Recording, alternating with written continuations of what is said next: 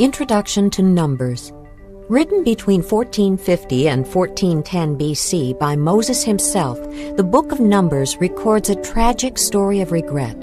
It's the story of the people of Israel as they journeyed from Mount Sinai to the border of the Promised Land on the east side of the Jordan River opposite Jericho. But their route was not direct. God desired and promised to be their provider and make them a great nation, a godly nation for the other nations to follow. But when He tested their faithfulness to Him in the desert, they grumbled and rebelled, so God punished the people. Now they would have to wander in the vast desert of Sinai for 38 more years. A whole unbelieving generation died during that period of time.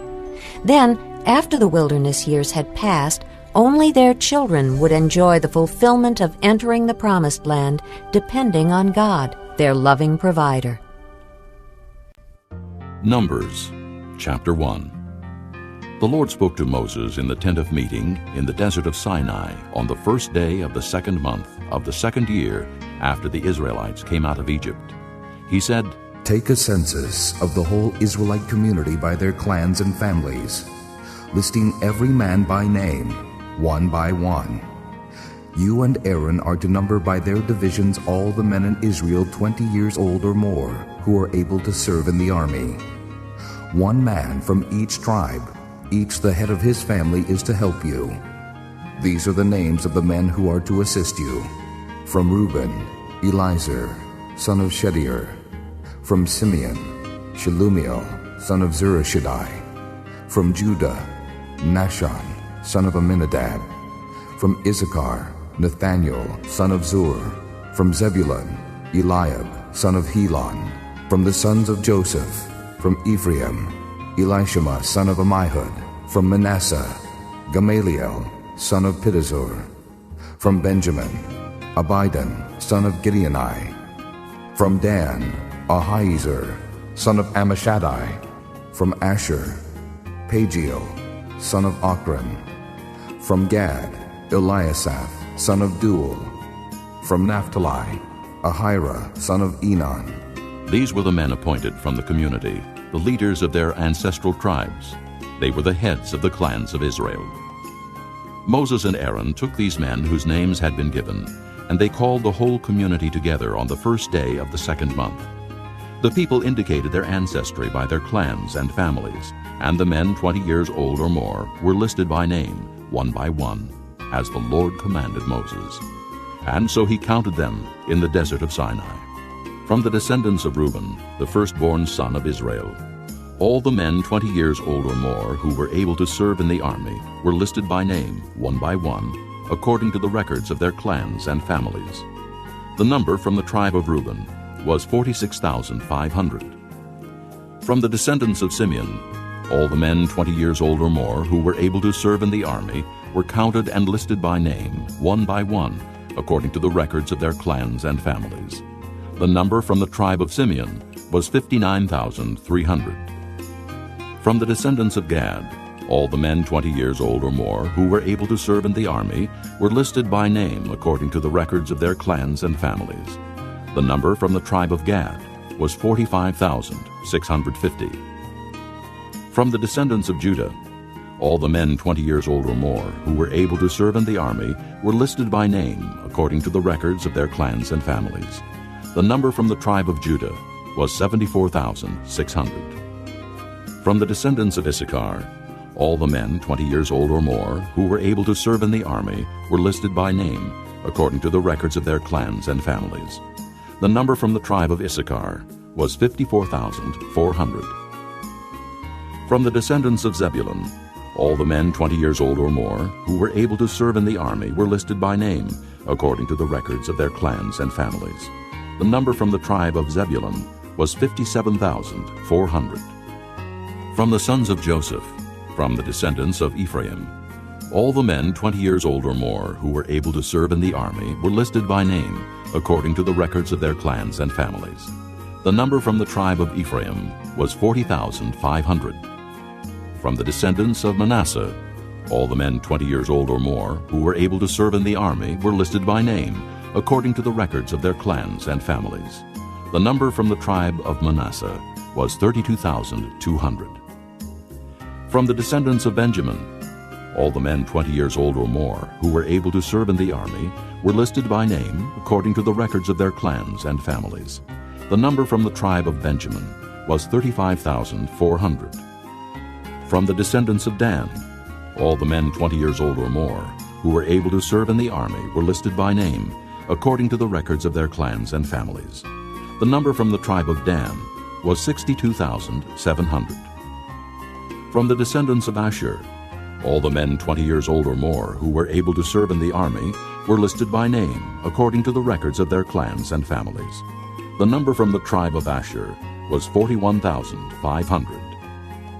From the descendants of Naphtali, all the men 20 years old or more who were able to serve in the army were listed by name according to the records of their clans and families. The number from the tribe of Naphtali was 53,400.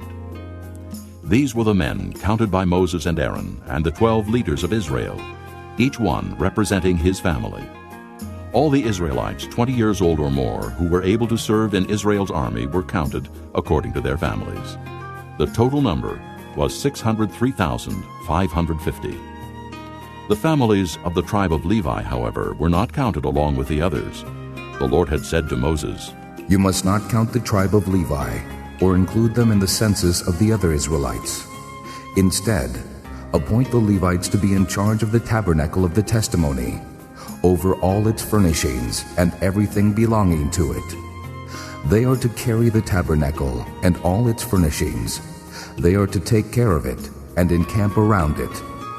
Whenever the tabernacle is to move, the Levites are to take it down, and whenever the tabernacle is to be set up, the Levites shall do it. Anyone else who goes near it shall be put to death.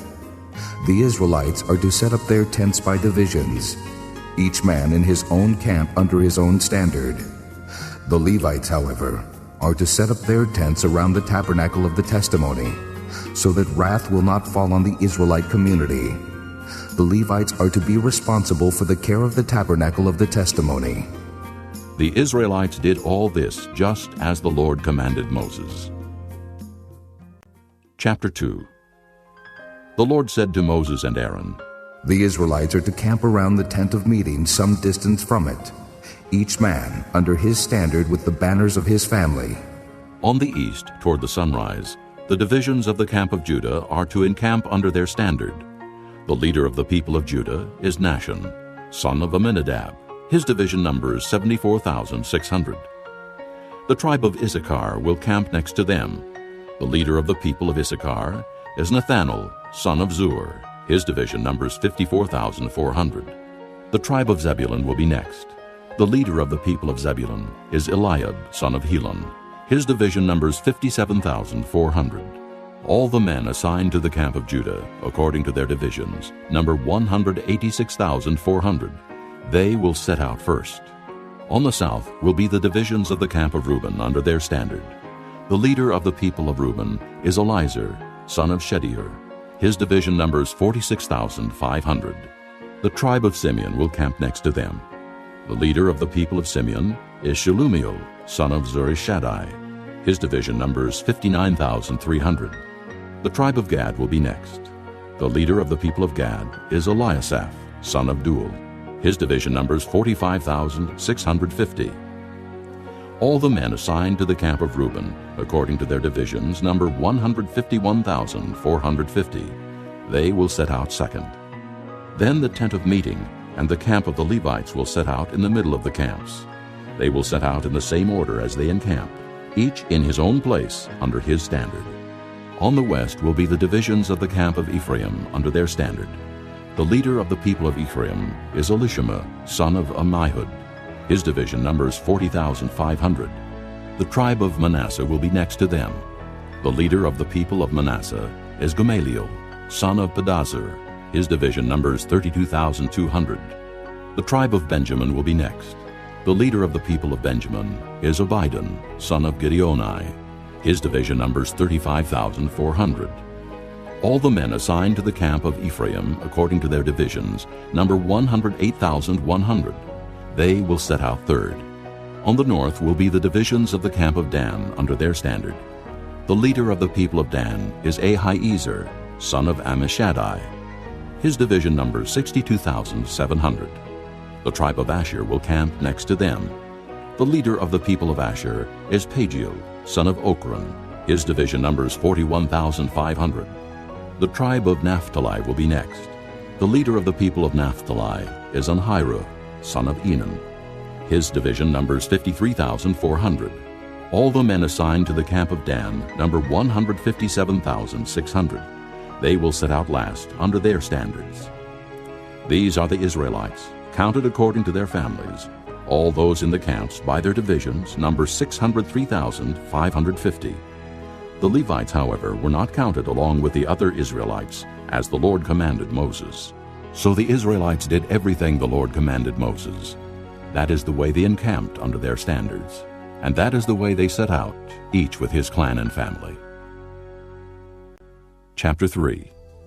This is the account of the family of Aaron and Moses at the time the Lord talked with Moses on Mount Sinai. The names of the sons of Aaron were Nadab the firstborn and Abihu, Eleazar and Ithamar. Those were the names of Aaron's sons, the anointed priests, who were ordained to serve as priests. Nadab and Abihu, however, fell dead before the Lord when they made an offering with unauthorized fire before him in the desert of Sinai. They had no sons, so only Eleazar and Ithamar served as priests during the lifetime of their father Aaron.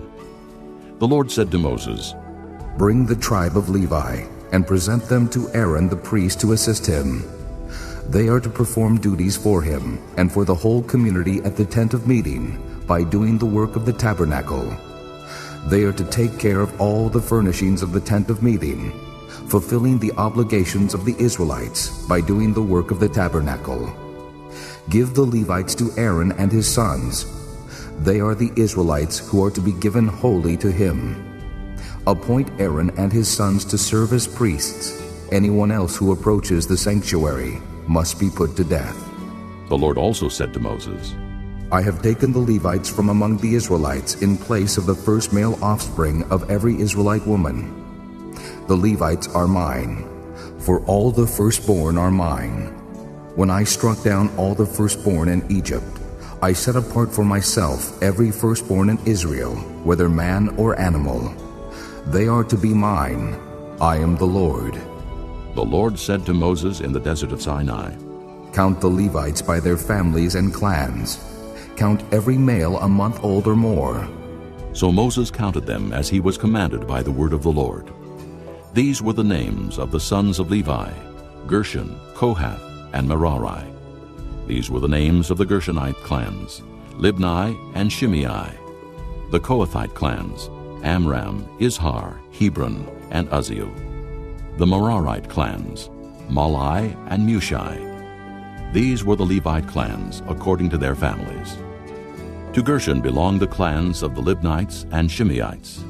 These were the Gershonite clans.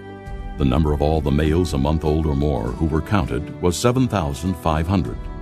The Gershonite clans were to camp on the west behind the tabernacle.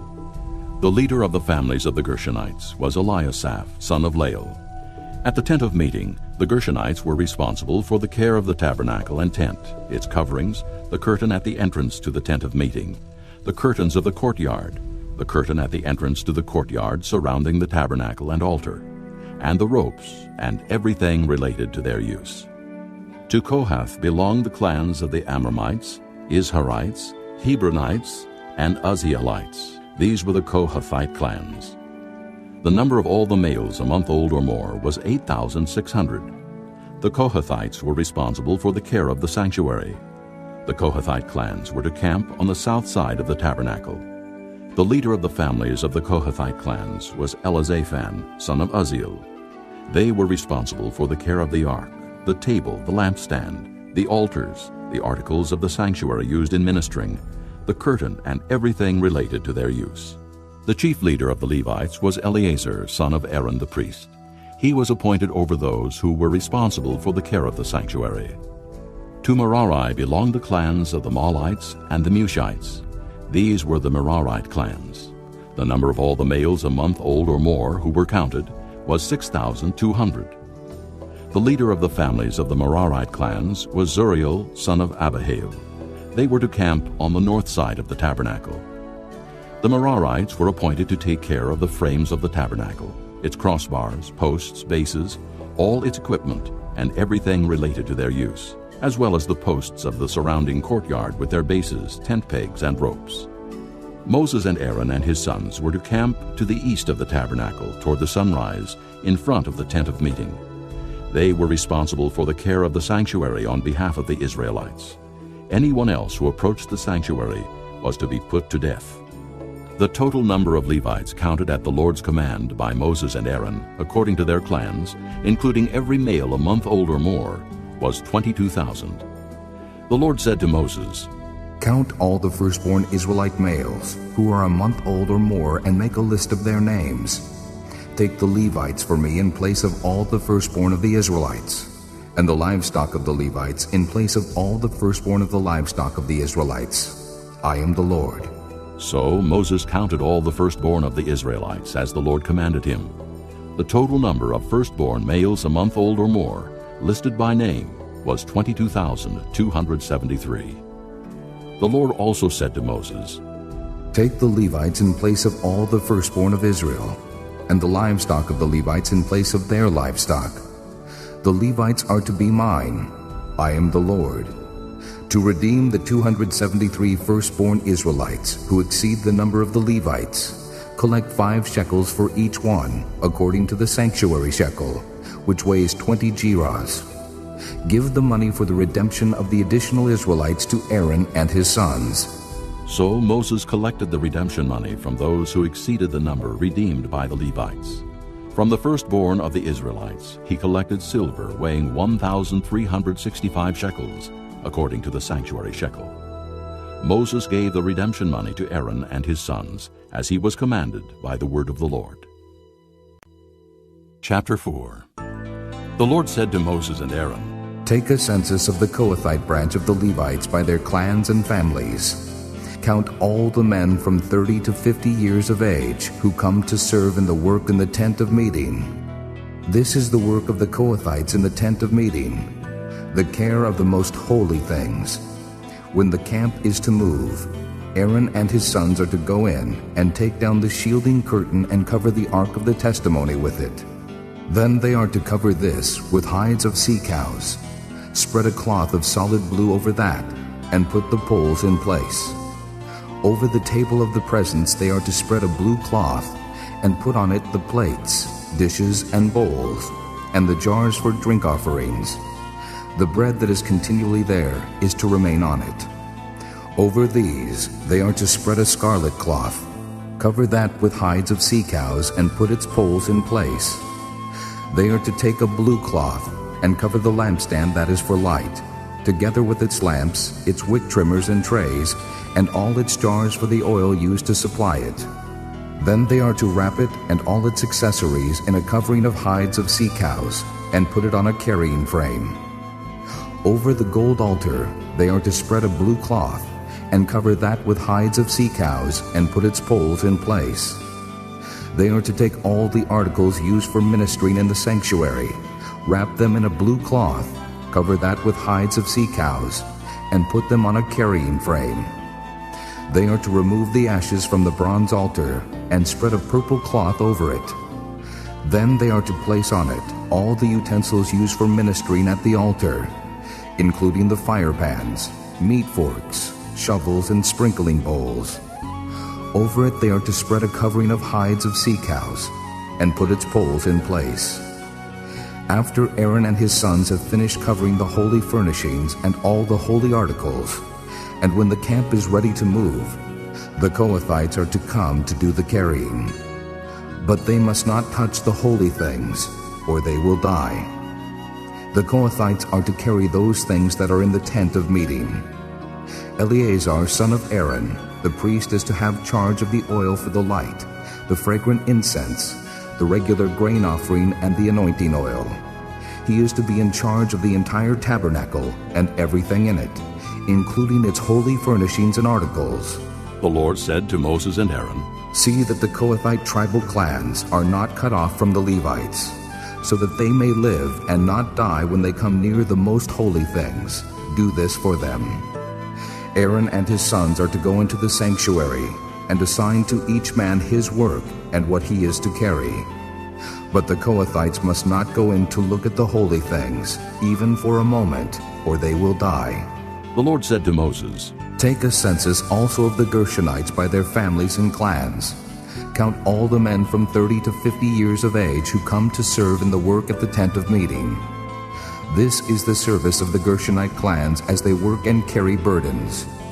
They are to carry the curtains of the tabernacle, the tent of meeting, its covering, and the outer covering of hides of sea cows, the curtains for the entrance to the tent of meeting, the curtains of the courtyard surrounding the tabernacle and altar, the curtain for the entrance, the ropes and all the equipment used in its service.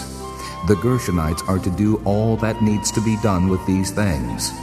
All their service, whether carrying or doing other work, is to be done under the direction of Aaron and his sons. You shall assign to them as their responsibility all they are to carry. This is the service of the Gershonite clans at the tent of meeting. Their duties are to be under the direction of Ithamar, son of Aaron the priest. Count the Merarites by their clans and families. Count all the men from 30 to 50 years of age who come to serve in the work at the tent of meeting.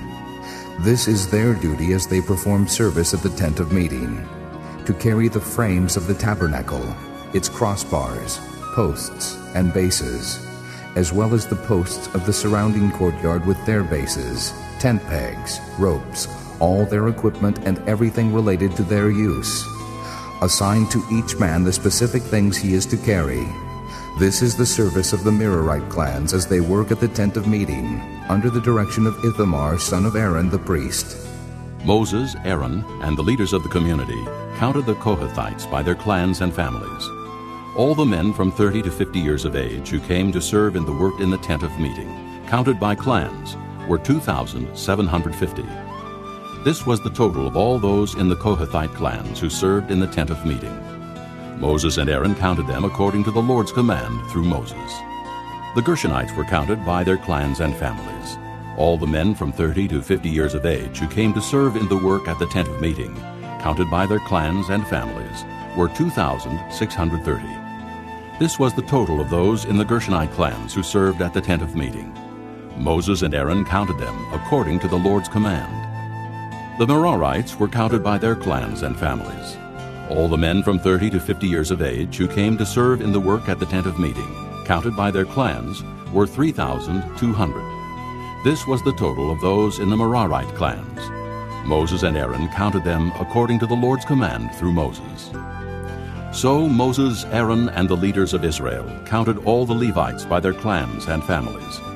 All the men from 30 to 50 years of age who came to do the work of serving and carrying the tent of meeting numbered 8,580. At the Lord's command through Moses, each was assigned his work and told what to carry. Thus they were counted as the Lord commanded Moses. Chapter 5. The Lord said to Moses, Command the Israelites to send away from the camp anyone who has an infectious skin disease or a discharge of any kind, or who is ceremonially unclean because of a dead body. Send away male and female alike. Send them outside the camp, so they will not defile their camp where I dwell among them. The Israelites did this. They sent them outside the camp. They did just as the Lord had instructed Moses. The Lord said to Moses, Say to the Israelites, when a man or woman wrongs another in any way, and so is unfaithful to the Lord, that person is guilty and must confess the sin he has committed. He must make full restitution for his wrong, add 1/5 to it, and give it all to the person he has wronged. But if that person has no close relative to whom restitution can be made for the wrong, the restitution belongs to the Lord and must be given to the priest, along with the ram with which atonement is made for him. All the sacred contributions the Israelites bring to a priest will belong to him. Each man's sacred gifts are his own, but what he gives to the priest will belong to the priest. Then the Lord said to Moses, Speak to the Israelites and say to them, If a man's wife goes astray, and is unfaithful to him by sleeping with another man, and this is hidden from her husband, and her impurity is undetected, since there is no witness against her, and she has not been caught in the act.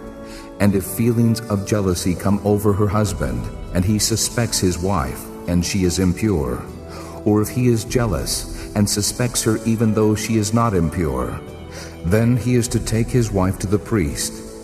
He must also take an offering of 1/10 of an ephah of barley flour on her behalf.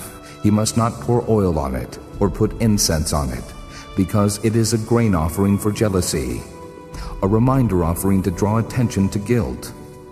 The priest shall bring her and have her stand before the Lord. Then he shall take some holy water in a clay jar, and put some dust from the tabernacle floor into the water.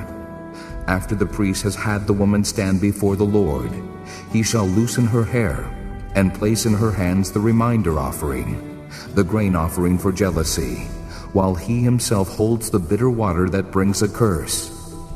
Then the priest shall put the woman under oath, and say to her, "If no other man has slept with you, and you have not gone astray and become impure while married to your husband, may this bitter water that brings a curse not harm you. But if you have gone astray while married to your husband, and you have defiled yourself by sleeping with a man other than your husband, here the priest is to put the woman under this curse of the oath. May the Lord cause your people to curse and denounce you, when he causes your thigh to waste away, and your abdomen to swell. May this water that brings a curse enter your body, so that your abdomen swells, and your thigh wastes away." Then the woman is to say, "Amen, so be it." The priest is to write these curses on a scroll, and then wash them off into the bitter water. He shall have the woman drink the bitter water that brings a curse, and this water will enter her and cause bitter suffering. The priest is to take from her hands the grain offering for jealousy, wave it before the Lord, and bring it to the altar. The priest is then to take a handful of the grain offering as a memorial offering and burn it on the altar. After that, he is to have the woman drink the water. If she has defiled herself and been unfaithful to her husband, then when she is made to drink the water that brings a curse, it will go into her and cause bitter suffering. Her abdomen will swell, and her thigh waste away, and she will become accursed among her people. If, however, the woman has not defiled herself and is free from impurity, she will be cleared of guilt and will be able to have children. This then is the law of jealousy when a woman goes astray and defiles herself while married to her husband, or when feelings of jealousy come over a man because he suspects his wife. The priest is to have her stand before the Lord and is to apply this entire law to her. The husband will be innocent of any wrongdoing, but the woman will bear the consequences of her sin. Chapter 6. The Lord said to Moses, "Speak to the Israelites and say to them, if a man or woman wants to make a special vow, a vow of separation to the Lord as a Nazirite, he must abstain from wine and other fermented drink, and must not drink vinegar made from wine or from other fermented drink. He must not drink grape juice or eat grapes or raisins. As long as he is a Nazirite, he must not eat anything that comes from the grapevine, not even the seeds or skins. During the entire period of his vow of separation, no razor may be used on his head. He must be holy until the period of his separation to the Lord is over. He must let the hair of his head grow long. Throughout the period of his separation to the Lord, he must not go near a dead body. Even if his own father or mother or brother or sister dies, he must not make himself ceremonially unclean on account of them, because the symbol of his separation to God is on his head. Throughout the period of his separation, he is consecrated to the Lord. If someone dies suddenly in his presence, thus defiling the hair he has dedicated, he must shave his head on the day of his cleansing, the 7th day. Then on the 8th day he must bring 2 doves or 2 young pigeons to the priest at the entrance to the tent of meeting. The priest is to offer one as a sin offering, and the other as a burnt offering to make atonement for him, because he sinned by being in the presence of the dead body. That same day he is to consecrate his head. He must dedicate himself to the Lord for the period of his separation, and must bring a year-old male lamb as a guilt offering. The previous days do not count, because he became defiled during his separation. Now this is the law for the Nazirite when the period of his separation is over.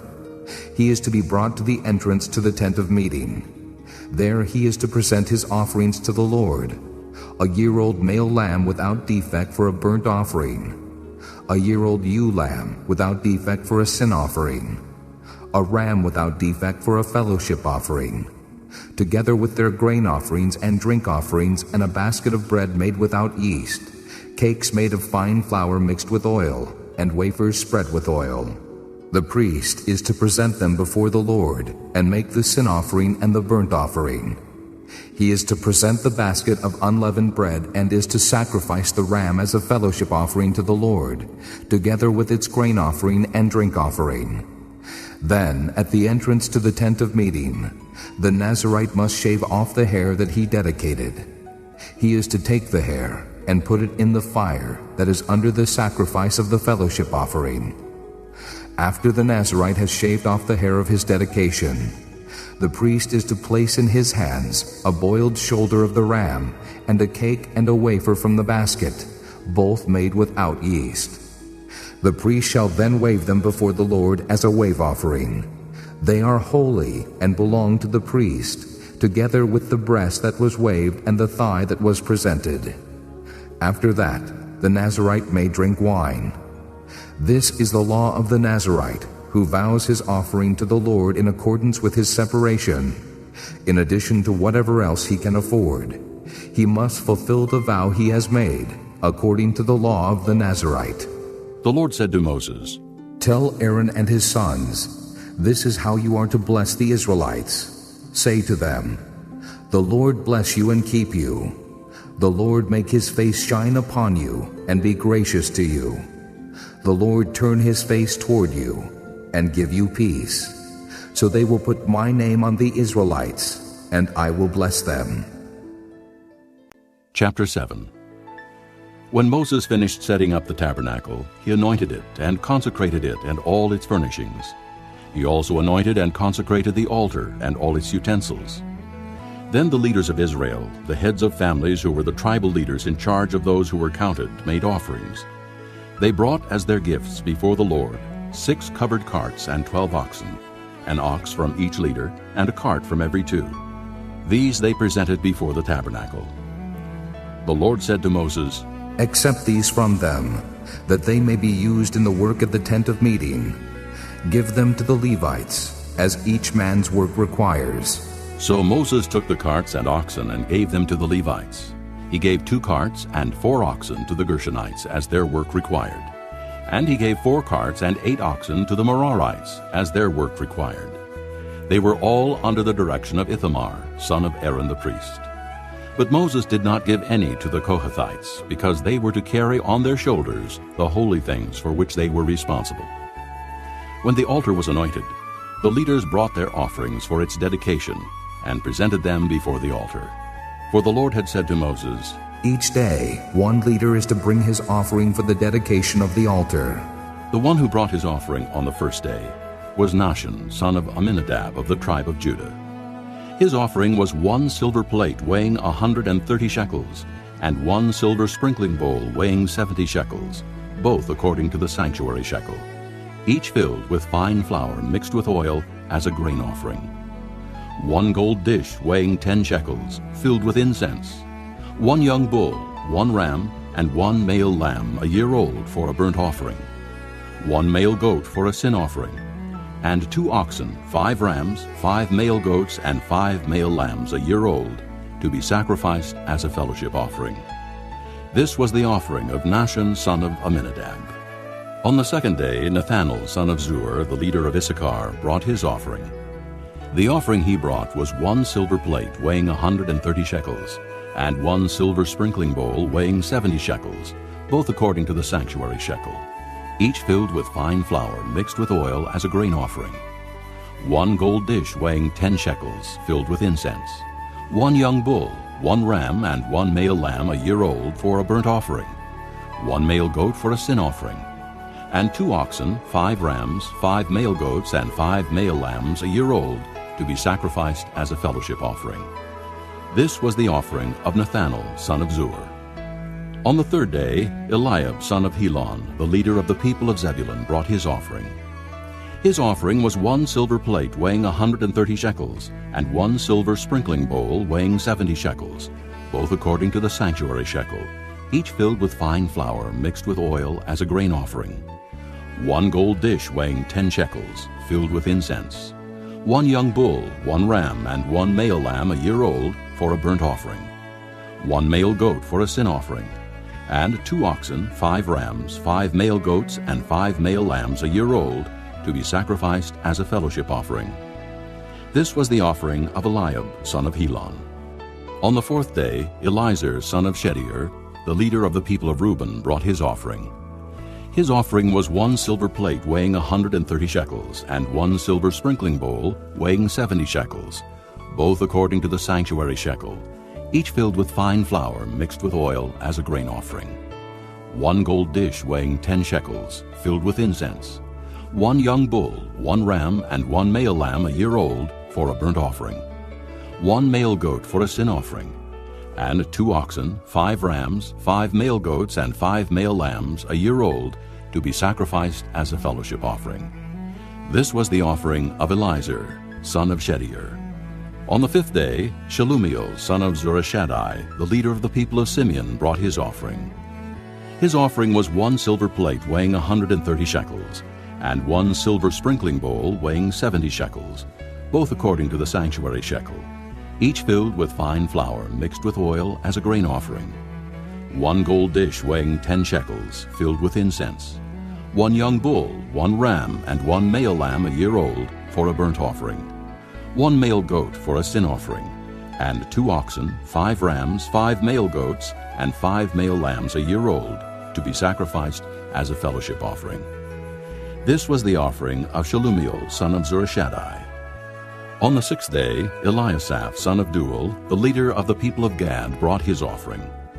His offering was 1 silver plate weighing 130 shekels, and 1 silver sprinkling bowl weighing 70 shekels, both according to the sanctuary shekel, each filled with fine flour mixed with oil as a grain offering. 1 gold dish weighing 10 shekels, filled with incense. 1 young bull, 1 ram, and 1 male lamb a year old for a burnt offering. 1 male goat for a sin offering, and 2 oxen, 5 rams, 5 male goats, and 5 male lambs a year old to be sacrificed as a fellowship offering. This was the offering of Eliasaph, son of Deuel. On the 7th day, Elishama, son of Ammihud, the leader of the people of Ephraim, brought his offering.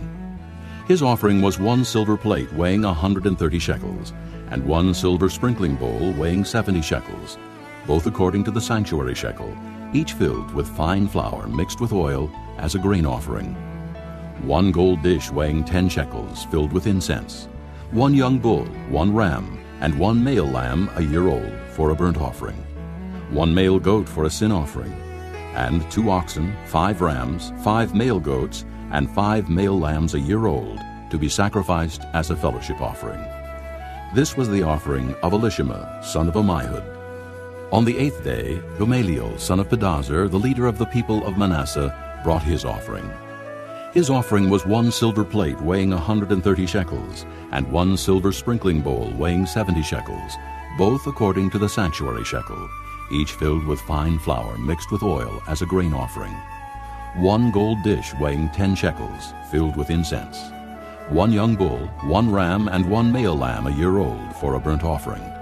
1 male goat for a sin offering, and 2 oxen, 5 rams, 5 male goats, and 5 male lambs a year old to be sacrificed as a fellowship offering. This was the offering of Gamaliel, son of Pedazur. On the 9th day, Abidan, son of Gideoni, the leader of the people of Benjamin, brought his offering. His offering was 1 silver plate weighing 130 shekels, and 1 silver sprinkling bowl weighing 70 shekels, both according to the sanctuary shekel, each filled with fine flour mixed with oil as a grain offering. 1 gold dish weighing 10 shekels, filled with incense. 1 young bull, 1 ram and 1 male lamb a year old for a burnt offering, 1 male goat for a sin offering, and 2 oxen, 5 rams, 5 male goats, and 5 male lambs a year old, to be sacrificed as a fellowship offering. This was the offering of Abidan, son of Gideoni. On the 10th day, Ahiezer, son of Ammishaddai, the leader of the people of Dan, brought his offering.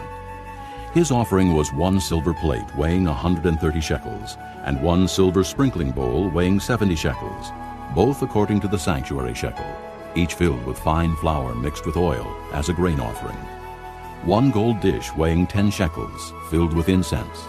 1 young bull, 1 ram, and 1 male lamb a year old for a burnt offering.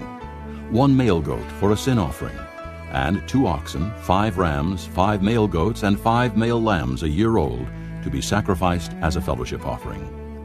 This was the offering of Ahiezer, son of Ammishaddai. On the 11th day, Pagiel, son of Ochran, the leader of the people of Asher, brought his offering. His offering was 1 silver plate weighing 130 shekels, and 1 silver sprinkling bowl weighing 70 shekels, both according to the sanctuary shekel, each filled with fine flour mixed with oil as a grain offering. 1 gold dish weighing 10 shekels, filled with incense. 1 young bull, 1 ram, and 1 male lamb a year old for a burnt offering. 1 male goat for a sin offering, and 2 oxen, 5 rams, 5 male goats, and 5 male lambs a year old, to be sacrificed as a fellowship offering. This was the offering of Pagiel, son of Ochran. On the 12th day, Ahira, son of Enan, the leader of the people of Naphtali, brought his offering. His offering was 1 silver plate weighing 130 shekels, and 1 silver sprinkling bowl weighing 70 shekels, both according to the sanctuary shekel, each filled with fine flour mixed with oil as a grain offering. 1 gold dish weighing 10 shekels, filled with incense. 1 young bull, 1 ram, and 1 male lamb a year old for a burnt offering. 1 male goat for a sin offering, and 2 oxen, 5 rams, 5 male goats, and 5 male lambs a year old, to be sacrificed as a fellowship offering. This was the offering of Ahira, son of Enan. These were the offerings of the Israelite leaders for the dedication of the altar when it was anointed: 12 silver plates, 12 silver sprinkling bowls, and 12 gold dishes. Each silver plate weighed 130 shekels, and each sprinkling bowl 70 shekels. Altogether, the silver dishes weighed 2,400 shekels, according to the sanctuary shekel. The 12 gold dishes filled with incense weighed 10 shekels each, according to the sanctuary shekel. Altogether, the gold dishes weighed 120 shekels. The total number of animals for the burnt offering came to 12 young bulls, 12 rams, and 12 male lambs a year old, together with their grain offering. 12 male goats were used for the sin offering. The total number of animals for the sacrifice of the fellowship offering came to 24 oxen, 60 rams, 60 male goats, and 60 male lambs a year old. These were the offerings for the dedication of the altar after it was anointed. When Moses entered the tent of meeting to speak with the Lord, he heard the voice speaking to him from between the 2 cherubim above the atonement cover on the ark of the testimony, and he spoke with him. Chapter 8.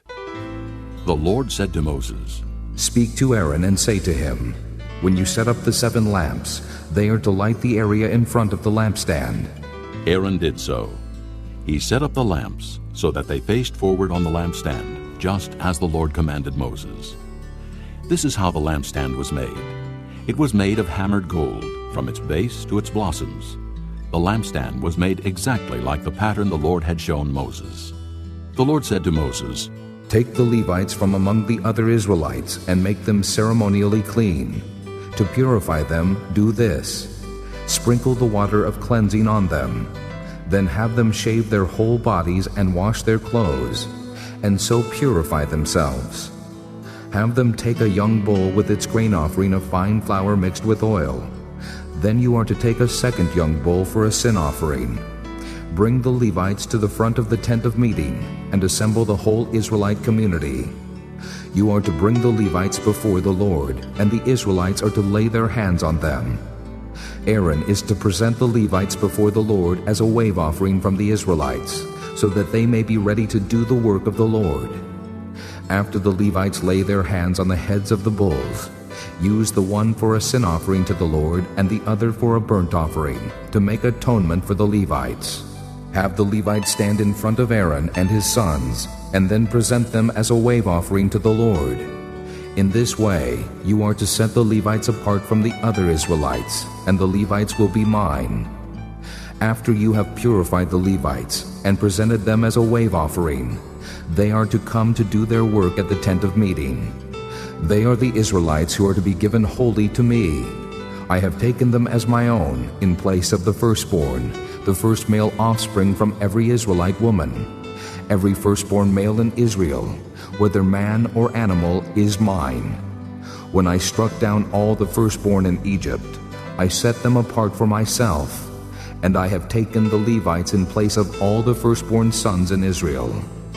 Of all the Israelites, I have given the Levites as gifts to Aaron and his sons to do the work at the tent of meeting on behalf of the Israelites, and to make atonement for them, so that no plague will strike the Israelites when they go near the sanctuary. Moses, Aaron, and the whole Israelite community did with the Levites just as the Lord commanded Moses. The Levites purified themselves and washed their clothes. Then Aaron presented them as a wave offering before the Lord, and made atonement for them to purify them. After that, the Levites came to do their work at the tent of meeting under the supervision of Aaron and his sons. They did with the Levites just as the Lord commanded Moses. The Lord said to Moses, This applies to the Levites. Men 25 years old or more shall come to take part in the work at the tent of meeting. But at the age of 50, they must retire from their regular service and work no longer. They may assist their brothers in performing their duties at the tent of meeting, but they themselves must not do the work. This, then, is how you are to assign the responsibilities of the Levites. This concludes Disc 8. Chapter 9. The Lord spoke to Moses in the desert of Sinai in the first month of the second year after they came out of Egypt. He said, Have the Israelites celebrate the Passover at the appointed time. Celebrate it at the appointed time, at twilight on the 14th day of this month, in accordance with all its rules and regulations. So Moses told the Israelites to celebrate the Passover, and they did so in the desert of Sinai at twilight on the 14th day of the first month. The Israelites did everything just as the Lord commanded Moses. But some of them could not celebrate the Passover on that day because they were ceremonially unclean on account of a dead body. So they came to Moses and Aaron that same day and said to Moses, We have become unclean because of a dead body. But why should we be kept from presenting the Lord's offering with the other Israelites at the appointed time? Moses answered them, Wait until I find out what the Lord commands concerning you. Then the Lord said to Moses, Tell the Israelites, when any of you or your descendants are unclean because of a dead body, or are away on a journey, they may still celebrate the Lord's Passover. They are to celebrate it on the 14th day of the second month at twilight. They are to eat the lamb, together with unleavened bread and bitter herbs. They must not leave any of it till morning, or break any of its bones. When they celebrate the Passover, they must follow all the regulations. But if a man who is ceremonially clean and not on a journey fails to celebrate the Passover, that person must be cut off from his people, because he did not present the Lord's offering at the appointed time. That man will bear the consequences of his sin. An alien living among you who wants to celebrate the Lord's Passover must do so in accordance with its rules and regulations. You must have the same regulations for the alien and the native-born. On the day the tabernacle, the tent of the testimony, was set up, the cloud covered it. From evening till morning the cloud above the tabernacle looked like fire. That is how it continued to be. The cloud covered it, and at night it looked like fire. Whenever the cloud lifted from above the tent, the Israelites set out. Wherever the cloud settled, the Israelites encamped. At the Lord's command, the Israelites set out, and at his command they encamped. As long as the cloud stayed over the tabernacle, they remained in camp. When the cloud remained over the tabernacle a long time, the Israelites obeyed the Lord's order and did not set out. Sometimes the cloud was over the tabernacle only a few days. At the Lord's command, they would encamp. and then at his command they would set out. Sometimes the cloud stayed only from evening till morning, and when it lifted in the morning they set out. Whether by day or by night, whenever the cloud lifted, they set out. Whether the cloud stayed over the tabernacle for 2 days, or a month, or a year, the Israelites would remain in camp and not set out. But when it lifted, they would set out. At the Lord's command they encamped, and at the Lord's command they set out. They obeyed the Lord's order, in accordance with his command through Moses. Chapter 10. The Lord said to Moses, Make 2 trumpets of hammered silver, and use them for calling the community together, and for having the camp set out. When both are sounded, the whole community is to assemble before you at the entrance to the tent of meeting. If only one is sounded, the leaders, the heads of the clans of Israel, are to assemble before you. When a trumpet blast is sounded, the tribes camping on the east are to set out. At the sounding of a second blast, the camps on the south are to set out. The blast will be the signal for setting out. To gather the assembly, blow the trumpets, but not with the same signal. The sons of Aaron, the priests, are to blow the trumpets. This is to be a lasting ordinance for you and the generations to come. When you go into battle in your own land against an enemy who is oppressing you, sound a blast on the trumpets. Then you will be remembered by the Lord your God and rescued from your enemies. Also, at your times of rejoicing, your appointed feasts and new moon festivals, you are to sound the trumpets over your burnt offerings and fellowship offerings, and they will be a memorial for you before your God. I am the Lord your God. On the 20th day of the 2nd month of the 2nd year, the cloud lifted from above the tabernacle of the testimony. Then the Israelites set out from the desert of Sinai and traveled from place to place until the cloud came to rest in the desert of Paran. They set out this first time at the Lord's command through Moses. The divisions of the camp of Judah went first under their standard. Nahshon, son of Amminadab, was in command. Nathanael, son of Zur, was over the division of the tribe of Issachar, and Eliab, son of Helon, was over the division of the tribe of Zebulun. Then the tabernacle was taken down, and the Gershonites and Merarites who carried it set out. The divisions of the camp of Reuben went next under their standard. Elizur, son of Shedeur, was in command. Shelumiel, son of Zurishaddai, was over the division of the tribe of Simeon, and Eliasaph, son of Duel, was over the division of the tribe of Gad. Then the Kohathites set out, carrying the holy things. The tabernacle was to be set up before they arrived. The divisions of the camp of Ephraim went next, under their standard. Elishama, son of Ammihud, was in command. Gamaliel, son of Pedazur, was over the division of the tribe of Manasseh, and Abidan, son of Gideoni, was over the division of the tribe of Benjamin. Finally, as the rear guard for all the units, the divisions of the camp of Dan set out under their standard. Ahiezer, son of Ammishaddai, was in command. Pagiel, son of Ochran, was over the division of the tribe of Asher, and Ahira, son of Enan, was over the division of the tribe of Naphtali. This was the order of march for the Israelite divisions as they set out. Now Moses said to Hobab, son of Reuel the Midianite, Moses' father-in-law, We are setting out for the place about which the Lord said, I will give it to you. Come with us, and we will treat you well, for the Lord has promised good things to Israel. He answered, No, I will not go. I am going back to my own land and my own people. But Moses said, Please do not leave us. You know where we should camp in the desert, and you can be our eyes. If you come with us, we will share with you whatever good things the Lord gives us. So they set out from the mountain of the Lord and traveled for 3 days. The ark of the covenant of the Lord went before them during those 3 days to find them a place to rest. The cloud of the Lord was over them by day when they set out from the camp. Whenever the ark set out, Moses said, Rise up, O Lord. May your enemies be scattered. May your foes flee before you. Whenever it came to rest, he said, Return, O Lord, to the countless thousands of Israel. Chapter 11. Now the people complained about their hardships in the hearing of the Lord, and when he heard them his anger was aroused. Then fire from the Lord burned among them and consumed some of the outskirts of the camp. When the people cried out to Moses, He prayed to the Lord, and the fire died down. So that place was called Taberah, because fire from the Lord had burned among them. The rabble with them began to crave other food, and again the Israelites started wailing and said, If only we had meat to eat! We remember the fish we ate in Egypt at no cost. Also the cucumbers, melons, leeks, onions, and garlic. But now we have lost our appetite. We never see anything but this manna. The manna was like coriander seed and looked like resin. The people went around gathering it and then ground it in a hand mill or crushed it in a mortar. They cooked it in a pot or made it into cakes, and it tasted like something made with olive oil.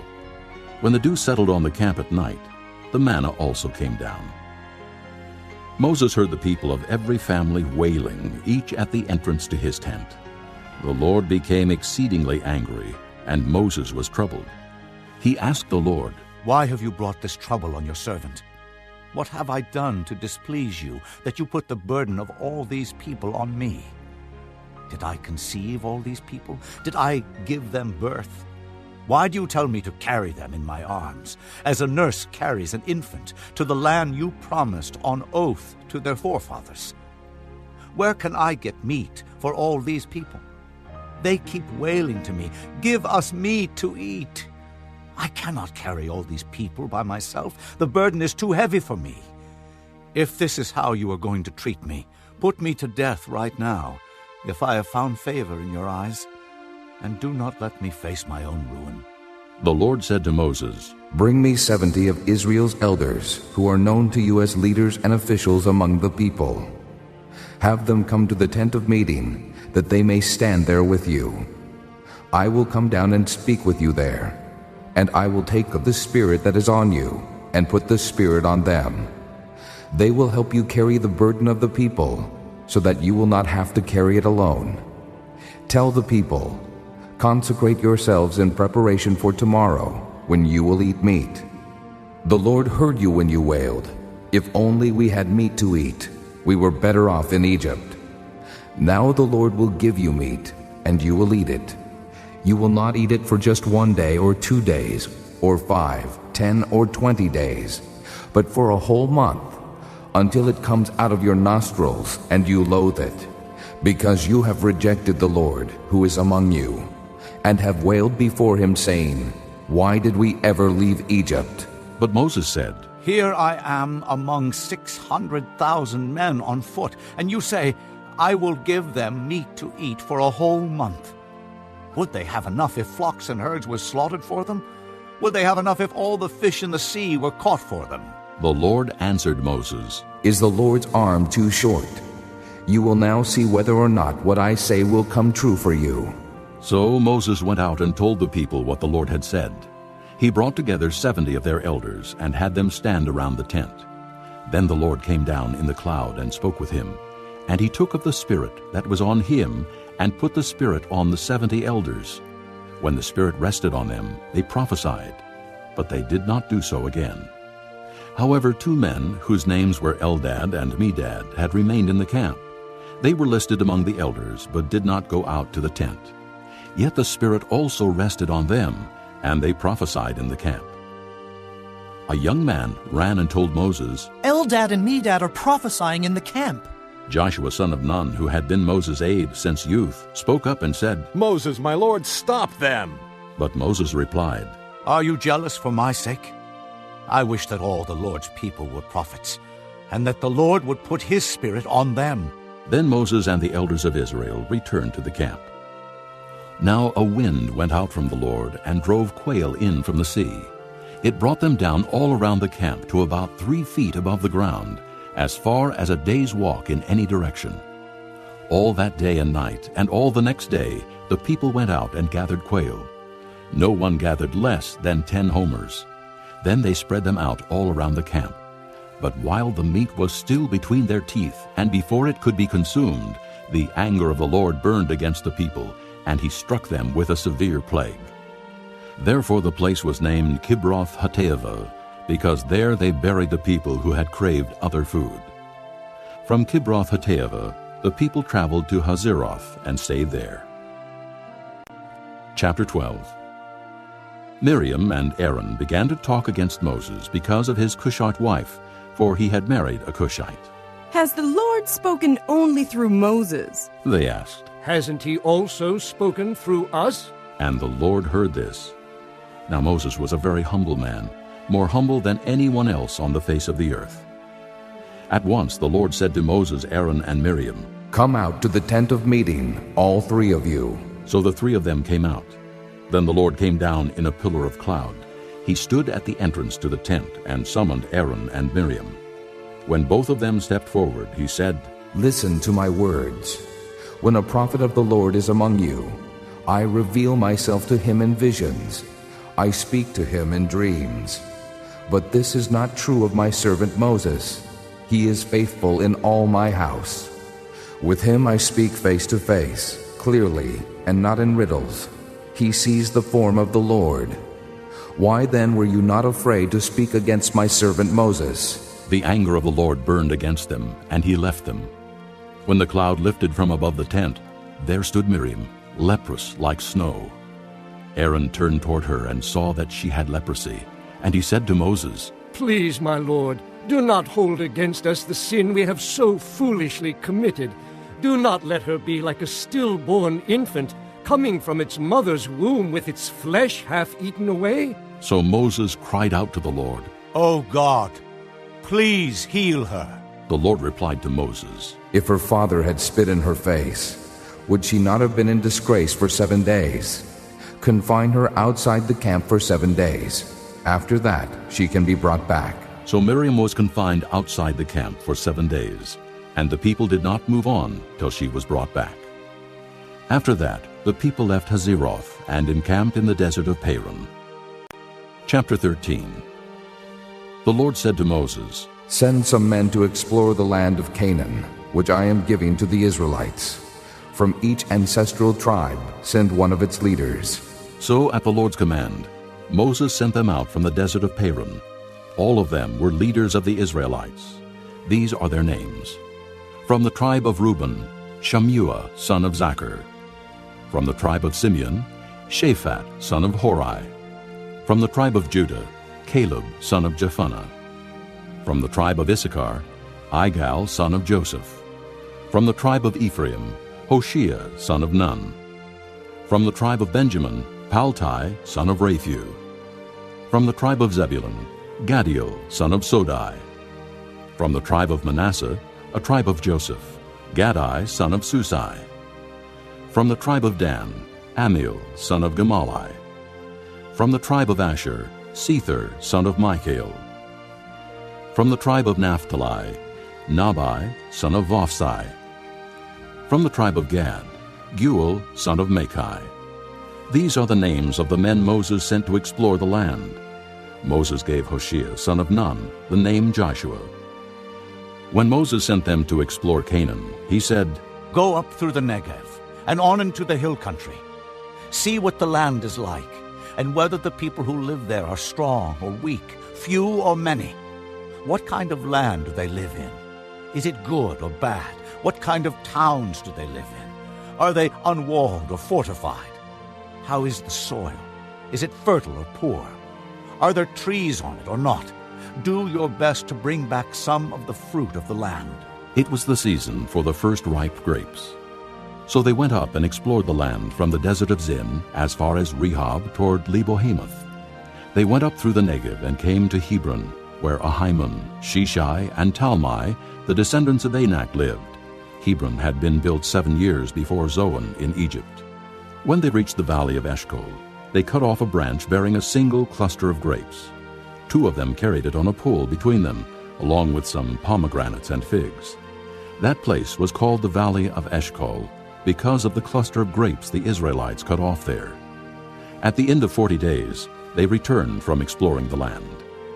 They came back to Moses and Aaron and the whole Israelite community at Kadesh in the desert of Paran. There they reported to them and to the whole assembly and showed them the fruit of the land. They gave Moses this account. We went into the land to which you sent us, and it does flow with milk and honey. Here is its fruit. But the people who live there are powerful, and the cities are fortified and very large. We even saw descendants of Anak there. The Amalekites live in the Negev, the Hittites, Jebusites, and Amorites live in the hill country, and the Canaanites live near the sea and along the Jordan. Then Caleb silenced the people before Moses and said, We should go up and take possession of the land, for we can certainly do it. But the men who had gone up with him said, We can't attack those people. They're stronger than we are. And they spread among the Israelites a bad report about the land they had explored. They said, The land we explored devours those living in it. All the people we saw there are of great size. We saw the Nephilim there. The descendants of Anak come from the Nephilim. We seemed like grasshoppers in our own eyes, and we looked the same to them. Chapter 14. That night all the people of the community raised their voices and wept aloud. All the Israelites grumbled against Moses and Aaron, and the whole assembly said to them, If only we had died in Egypt, or in this desert! Why is the Lord bringing us to this land only to let us fall by the sword? Our wives and children will be taken as plunder. Wouldn't it be better for us to go back to Egypt? And they said to each other, We should choose a leader and go back to Egypt. Then Moses and Aaron fell face down in front of the whole Israelite assembly gathered there. Joshua son of Nun and Caleb son of Jephunneh, who were among those who had explored the land, tore their clothes and said to the entire Israelite assembly, The land we passed through and explored is exceedingly good. If the Lord is pleased with us, he will lead us into that land, a land flowing with milk and honey, and will give it to us. Only do not rebel against the Lord, and do not be afraid of the people of the land, because we will swallow them up. Their protection is gone, but the Lord is with us. Do not be afraid of them. But the whole assembly talked about stoning them. Then the glory of the Lord appeared at the tent of meeting to all the Israelites. The Lord said to Moses, How long will these people treat me with contempt? How long will they refuse to believe in me, in spite of all the miraculous signs I have performed among them? I will strike them down with a plague and destroy them, but I will make you into a nation greater and stronger than they. Moses said to the Lord, Then the Egyptians will hear about it. By your power you brought these people up from among them, and they will tell the inhabitants of this land about it.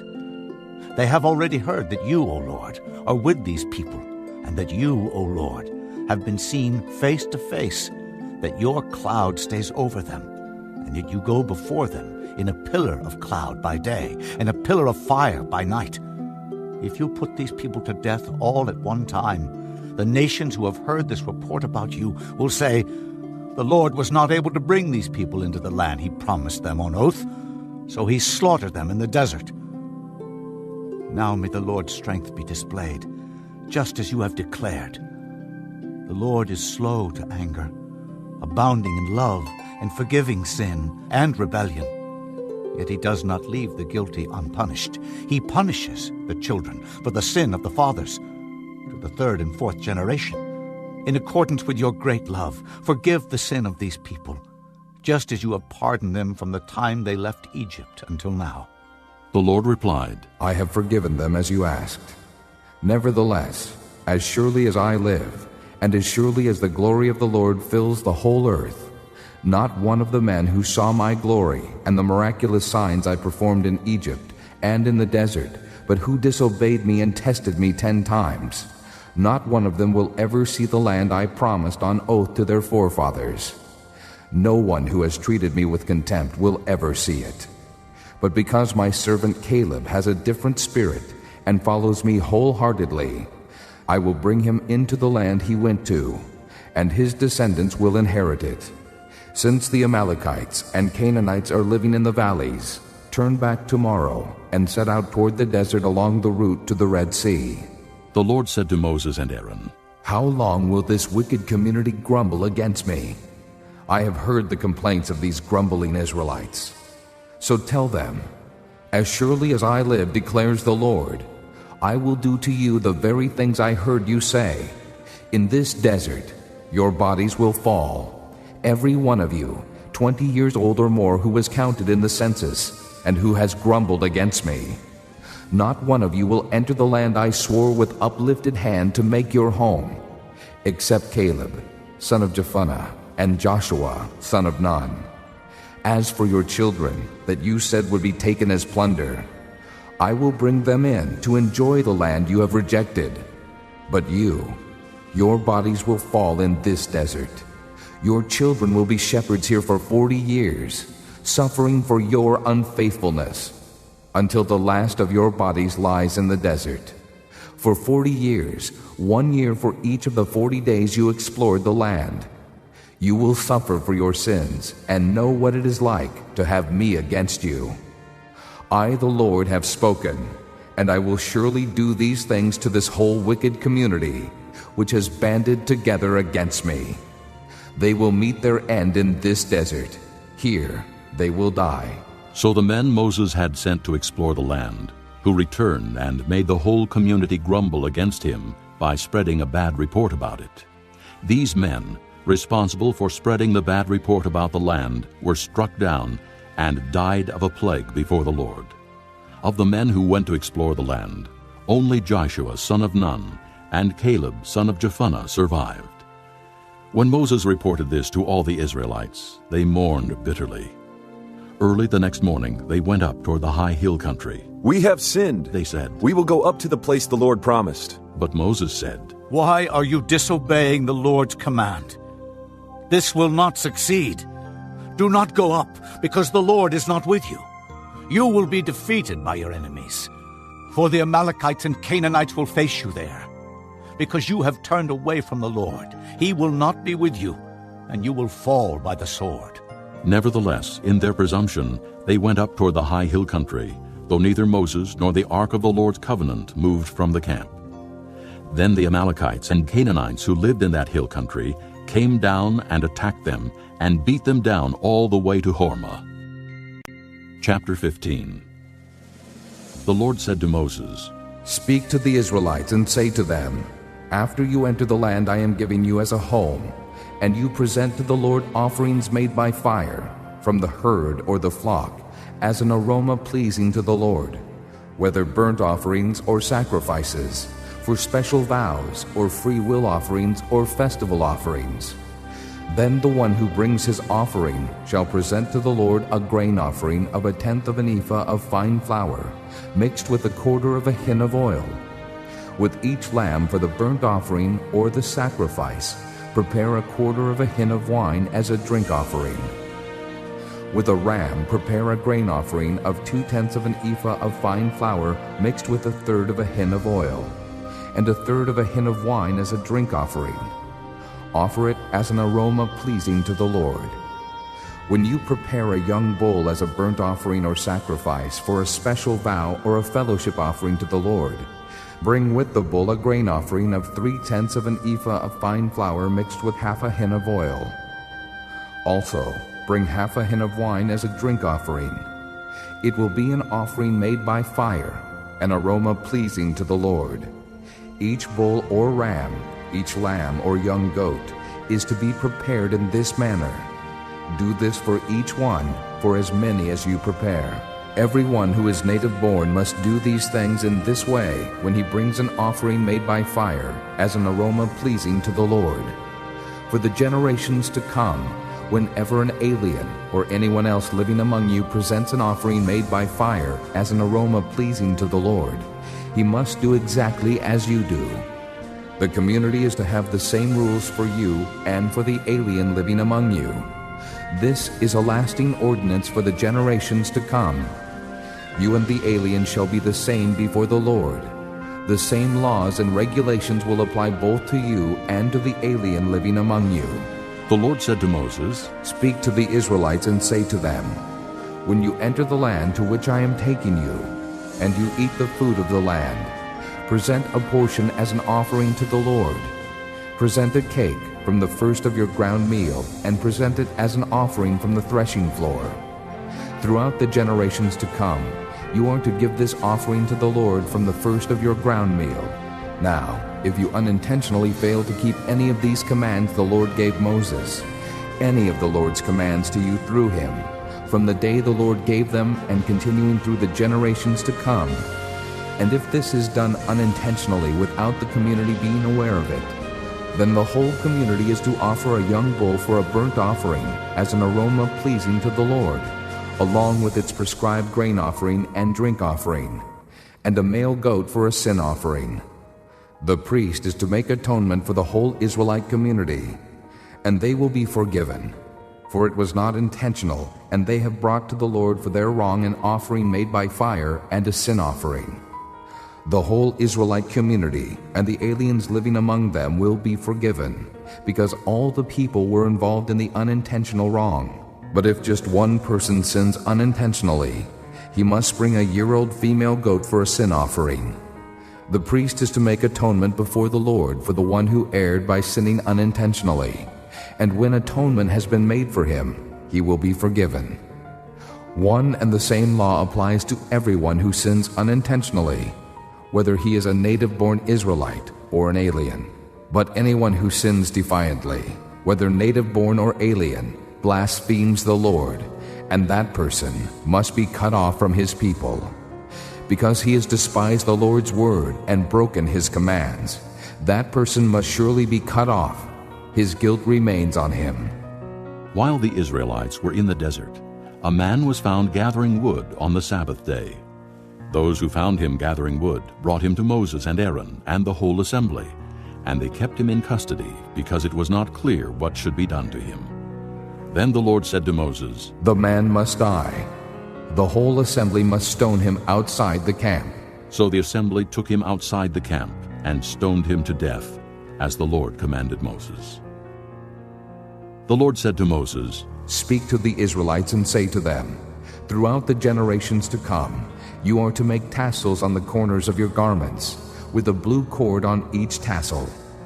You will have these tassels to look at, and so you will remember all the commands of the Lord, that you may obey them, and not prostitute yourselves by going after the lusts of your own hearts and eyes.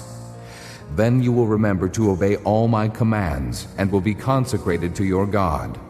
I am the Lord your God, who brought you out of Egypt to be your God. I am the Lord your God." Chapter 16. Korah, son of Izhar, the son of Kohath, the son of Levi, and certain Reubenites, Dathan and Abiram, sons of Eliab, and On, son of Peleth, became insolent and rose up against Moses.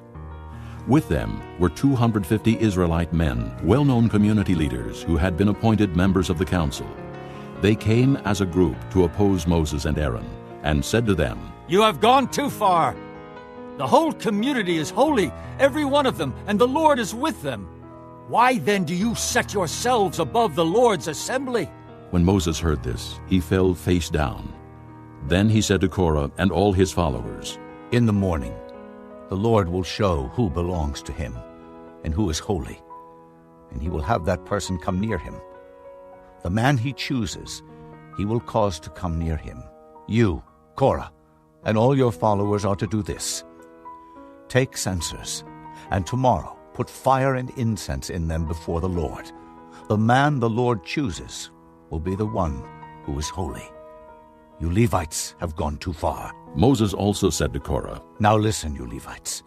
Isn't it enough for you that the God of Israel has separated you from the rest of the Israelite community and brought you near himself to do the work at the Lord's tabernacle and to stand before the community and minister to them? He has brought you and all your fellow Levites near himself, but now you are trying to get the priesthood too. It is against the Lord that you and all your followers have banded together. Who is Aaron that you should grumble against him?" Then Moses summoned Dathan and Abiram, the sons of Eliab. But they said, "We will not come. Isn't it enough that you have brought us up out of a land flowing with milk and honey to kill us in the desert? And now you also want to lord it over us? Moreover, you haven't brought us into a land flowing with milk and honey, or given us an inheritance of fields and vineyards. Will you gouge out the eyes of these men? No, we will not come." Then Moses became very angry, and said to the Lord, "Do not accept their offering. I have not taken so much as a donkey from them, nor have I wronged any of them." Moses said to Korah, "You and all your followers are to appear before the Lord tomorrow, you and they and Aaron.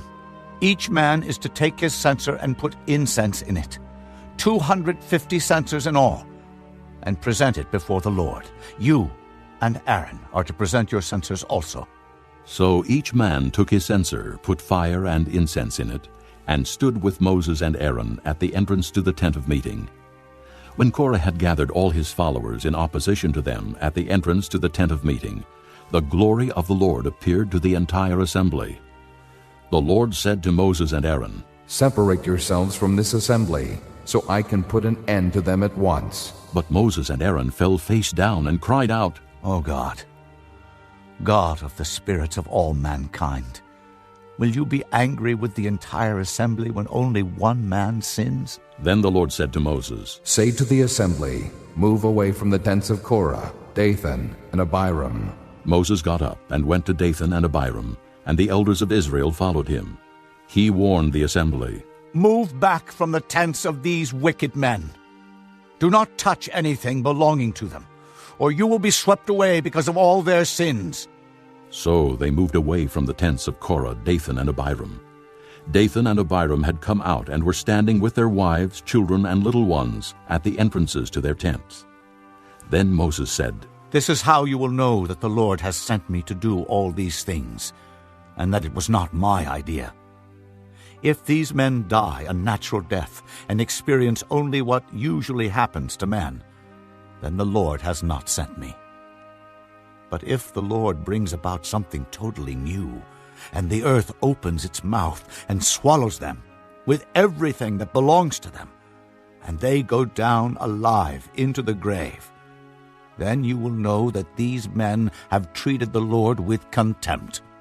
As soon as he finished saying all this, the ground under them split apart, and the earth opened its mouth and swallowed them with their households and all Korah's men and all their possessions. They went down alive into the grave with everything they owned. The earth closed over them, and they perished and were gone from the community. At their cries, all the Israelites around them fled, shouting, The earth is going to swallow us too!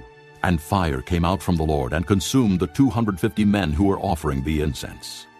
The Lord said to Moses, "Tell Eleazar, son of Aaron the priest, to take the censers out of the smoldering remains and scatter the coals some distance away, for the censers are holy, the censers of the men who sinned at the cost of their lives. Hammer the censers into sheets to overlay the altar, for they were presented before the Lord and have become holy. Let them be assigned to the Israelites."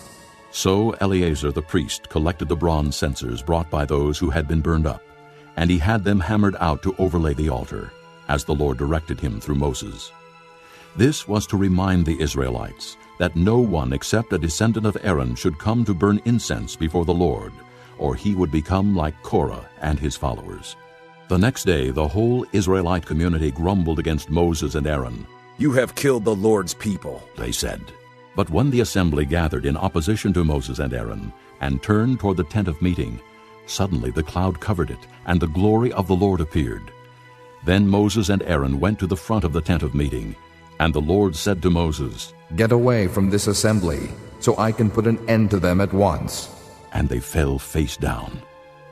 Then Moses said to Aaron, Take your censer and put incense in it, along with fire from the altar, and hurry to the assembly to make atonement for them. Wrath has come out from the Lord.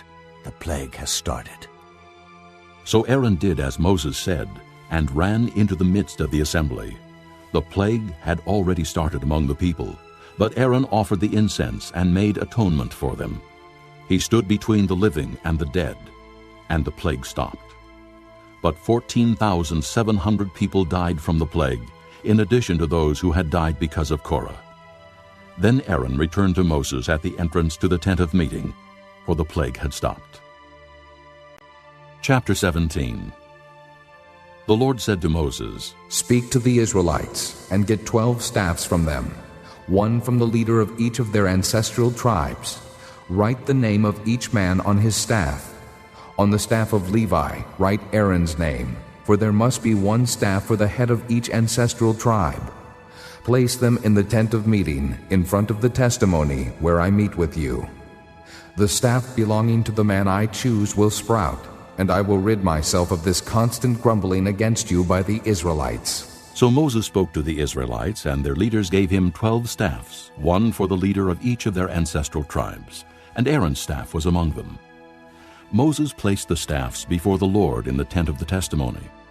The next day Moses entered the tent of the testimony and saw that Aaron's staff, which represented the house of Levi, had not only sprouted, but had budded, blossomed, and produced almonds. Then Moses brought out all the staffs from the Lord's presence to all the Israelites. They looked at them, and each man took his own staff. The Lord said to Moses, "Put back Aaron's staff in front of the testimony, to be kept as a sign to the rebellious. This will put an end to their grumbling against me, so that they will not die." Moses did just as the Lord commanded him. The Israelites said to Moses, "We will die. We are lost. We are all lost. Anyone who even comes near the tabernacle of the Lord will die. Are we all going to die?" Chapter 18. The Lord said to Aaron, "You, your sons, and your father's family are to bear the responsibility for offenses against the sanctuary, and you and your sons alone are to bear the responsibility for offenses against the priesthood.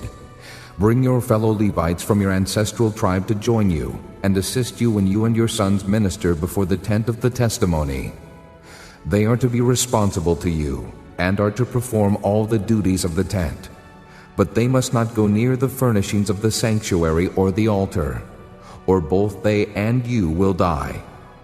They are to join you and be responsible for the care of the tent of meeting, all the work at the tent, and no one else may come near where you are. You are to be responsible for the care of the sanctuary and the altar, so that wrath will not fall on the Israelites again. I myself have selected your fellow Levites from among the Israelites as a gift to you, dedicated to the Lord to do the work at the tent of meeting. But only you and your sons may serve as priests in connection with everything at the altar and inside the curtain. I am giving you the service of the priesthood as a gift. Anyone else who comes near the sanctuary must be put to death." Then the Lord said to Aaron, I myself have put you in charge of the offerings presented to me. All the holy offerings the Israelites give me, I give to you and your sons as your portion and regular share. You are to have the part of the most holy offerings that is kept from the fire. From all the gifts they bring me as most holy offerings, whether grain or sin or guilt offerings, that part belongs to you and your sons. Eat it as something most holy. Every male shall eat it. You must regard it as holy. This also is yours, whatever is set aside from the gifts of all the wave offerings of the Israelites. I give this to you and your sons and daughters as your regular share. Everyone in your household who is ceremonially clean may eat it. I give you all the finest olive oil, and all the finest new wine and grain they give the Lord as the first fruits of their harvest. All the land's first fruits that they bring to the Lord will be yours. Everyone in your household who is ceremonially clean may eat it. Everything in Israel that is devoted to the Lord is yours. The first offspring of every womb, both man and animal, that is offered to the Lord is yours. But you must redeem every firstborn son and every firstborn male of unclean animals. When they are a month old, you must redeem them at the redemption price set at 5 shekels of silver, according to the sanctuary shekel, which weighs 20 gerahs. But you must not redeem the firstborn of an ox, a sheep, or a goat. They are holy. Sprinkle their blood on the altar and burn their fat as an offering made by fire, an aroma pleasing to the Lord. Their meat is to be yours, just as the breast of the wave offering and the right thigh are yours. Whatever is set aside from the holy offerings the Israelites present to the Lord, I give to you and your sons and daughters as your regular share. It is an everlasting covenant of salt before the Lord for both you and your offspring. The Lord said to Aaron, You will have no inheritance in their land, nor will you have any share among them. I am your share and your inheritance among the Israelites. I give to the Levites all the tithes in Israel as their inheritance in return for the work they do while serving at the tent of meeting. From now on, the Israelites must not go near the tent of meeting, or they will bear the consequences of their sin and will die. It is the Levites who are to do the work at the tent of meeting and bear the responsibility for offenses against it. This is a lasting ordinance for the generations to come. They will receive no inheritance among the Israelites. Instead, I give to the Levites as their inheritance the tithes that the Israelites present as an offering to the Lord. That is why I said concerning them, they will have no inheritance among the Israelites. The Lord said to Moses, Speak to the Levites and say to them, When you receive from the Israelites the tithe I give you as your inheritance, you must present a tenth of that tithe as the Lord's offering. Your offering will be reckoned to you as grain from the threshing floor or juice from the winepress. In this way, you also will present an offering to the Lord from all the tithes you receive from the Israelites. From these tithes, you must give the Lord's portion to Aaron the priest. You must present as the Lord's portion the best and holiest part of everything given to you. Say to the Levites, When you present the best part, it will be reckoned to you as the product of the threshing floor or the winepress. You and your households may eat the rest of it anywhere, for it is your wages for your work at the tent of meeting. By presenting the best part of it, you will not be guilty in this matter. Then you will not defile the holy offerings of the Israelites, and you will not die. Chapter 19. The Lord said to Moses and Aaron, This is a requirement of the law that the Lord has commanded. Tell the Israelites to bring you a red heifer without defect or blemish, and that has never been under a yoke. Give it to Eleazar the priest. It is to be taken outside the camp and slaughtered in his presence. Then Eleazar the priest is to take some of its blood on his finger and sprinkle it 7 times toward the front of the tent of meeting. While he watches, the heifer is to be burned, its hide, flesh, blood, and offal. The priest is to take some cedar wood, hyssop, and scarlet wool, and throw them onto the burning heifer. After that, the priest must wash his clothes and bathe himself with water. He may then come into the camp, but he will be ceremonially unclean till evening.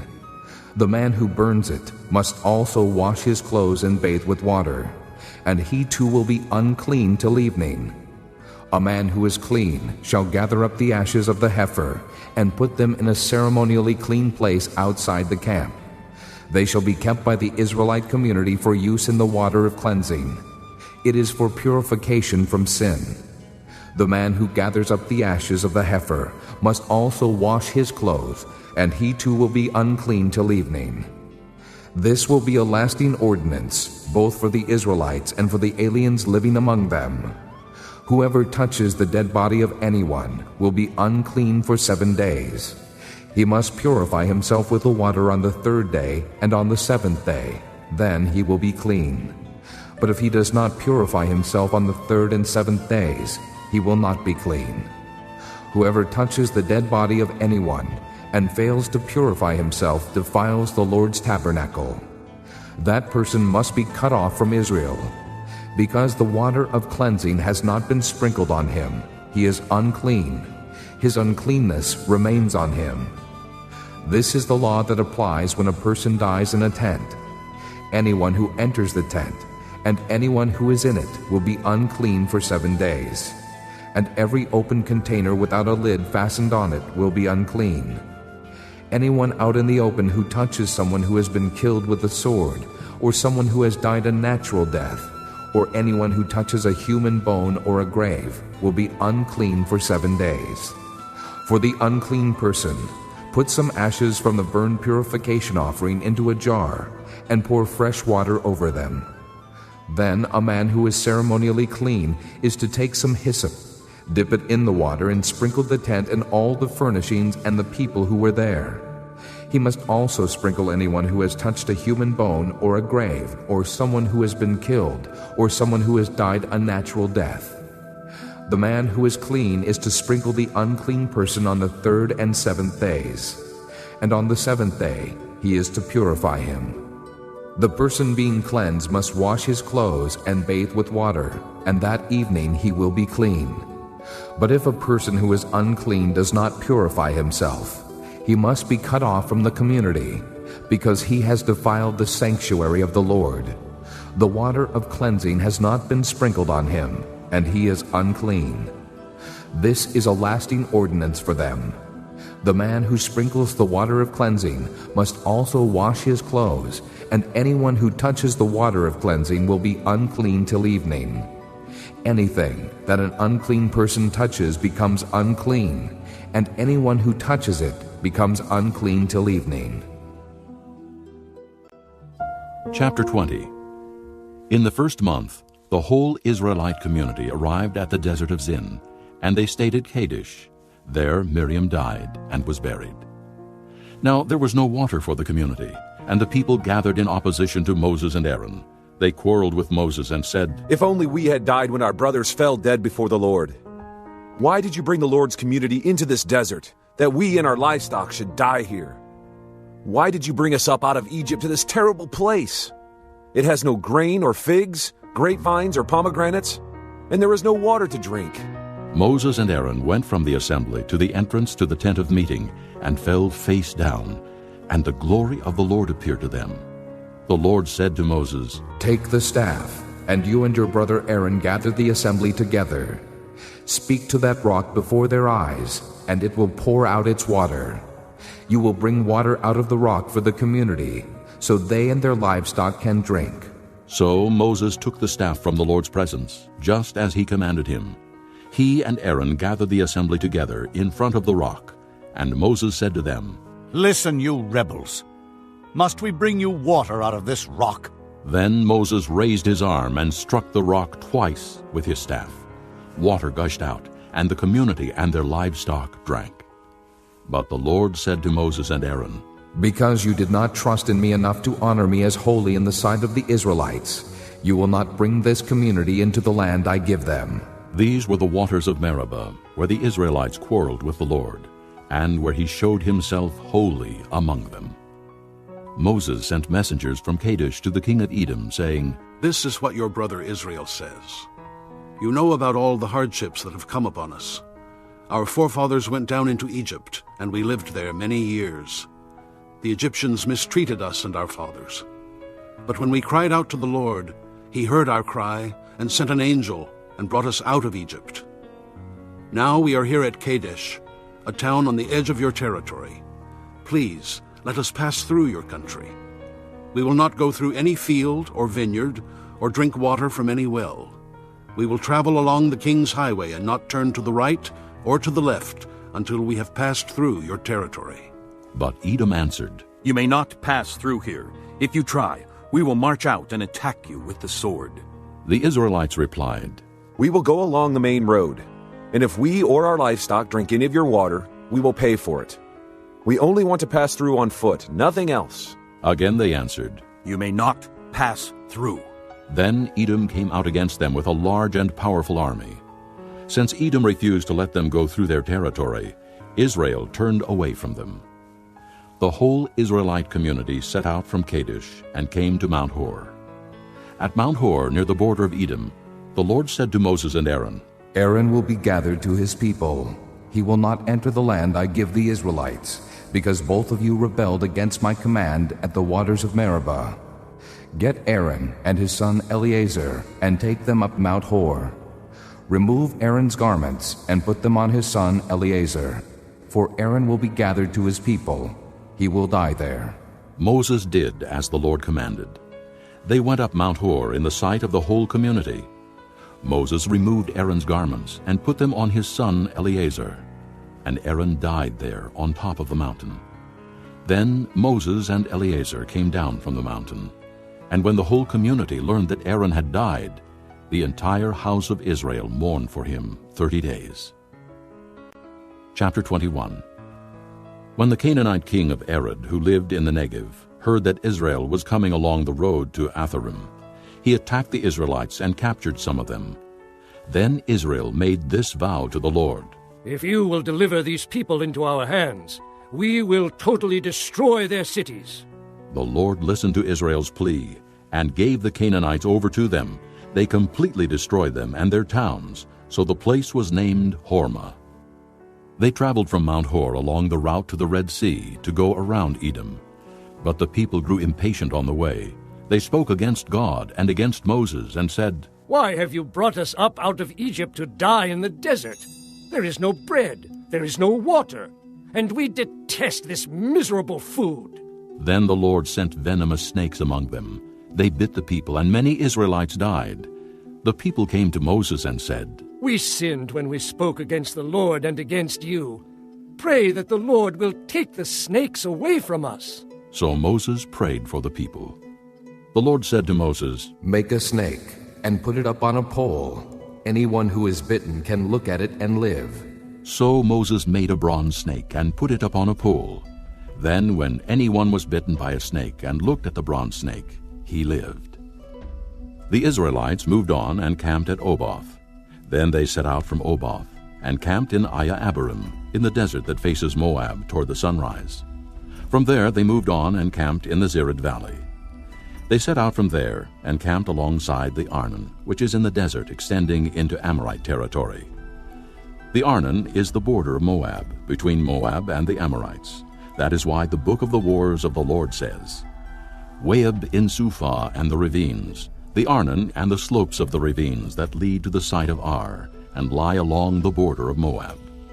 From there they continued on to Beer, the well where the Lord said to Moses, "Gather the people together, and I will give them water." Then Israel sang this song, "Spring up, O well! Sing about it, about the well that the princes dug, that the nobles of the people sank, the nobles with scepters and staffs." Then they went from the desert to Mattanah, from Mattanah to Nahaliel, from Nahaliel to Bamoth, and from Bamoth to the valley in Moab, where the top of Pisgah overlooks the wasteland. Israel sent messengers to say to Sihon, king of the Amorites, "Let us pass through your country.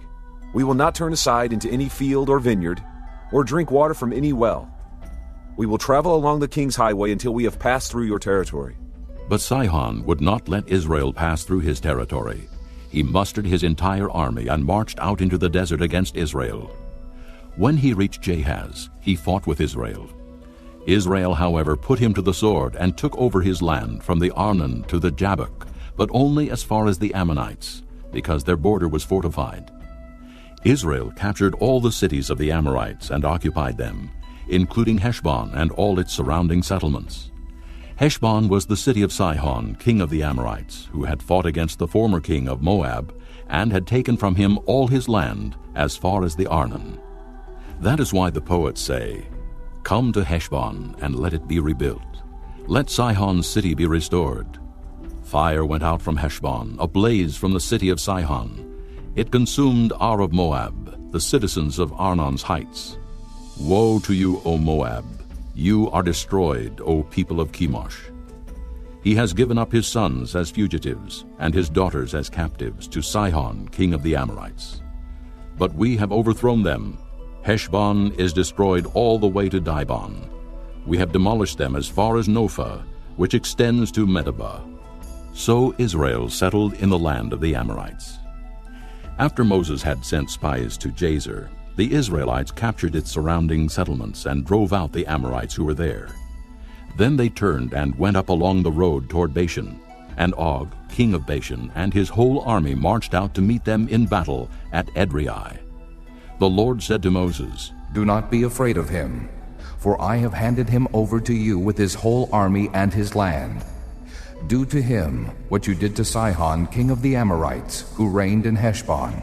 So they struck him down, together with his sons and his whole army, leaving them no survivors, and they took possession of his land. Chapter 22. Then the Israelites traveled to the plains of Moab and camped along the Jordan across from Jericho. Now Balak, son of Zippor, saw all that Israel had done to the Amorites, and Moab was terrified, because there were so many people. Indeed, Moab was filled with dread because of the Israelites. The Moabites said to the elders of Midian, "This horde is going to lick up everything around us, as an ox licks up the grass of the field." So Balak, son of Zippor, who was king of Moab at that time, sent messengers to summon Balaam, son of Beor, who was at Pethor near the river in his native land. Balak said, "A people has come out of Egypt. They cover the face of the land and have settled next to me. Now come and put a curse on these people, because they are too powerful for me. Perhaps then I will be able to defeat them and drive them out of the country. For I know that those you bless are blessed, and those you curse are cursed." The elders of Moab and Midian left, taking with them the fee for divination. When they came to Balaam, they told him what Balak had said. Spend the night here, Balaam said to them, and I will bring you back the answer the Lord gives me. So the Moabite princes stayed with him. God came to Balaam and asked, Who are these men with you? Balaam said to God, Balak, son of Zippor, king of Moab, sent me this message. A people that has come out of Egypt covers the face of the land. Now come and put a curse on them for me. Perhaps then I will be able to fight them and drive them away. But God said to Balaam, Do not go with them. You must not put a curse on those people, because they are blessed. The next morning Balaam got up and said to Balak's princes, Go back to your own country, for the Lord has refused to let me go with you. So the Moabite princes returned to Balak and said, Balaam refused to come with us. Then Balak sent other princes, more numerous and more distinguished than the first. They came to Balaam and said, This is what Balak, son of Zippor, says. Do not let anything keep you from coming to me, because I will reward you handsomely and do whatever you say. Come and put a curse on these people for me. But Balaam answered them, Even if Balak gave me his palace filled with silver and gold, I could not do anything great or small to go beyond the command of the Lord my God. Now stay here tonight as the others did, and I will find out what else the Lord will tell me.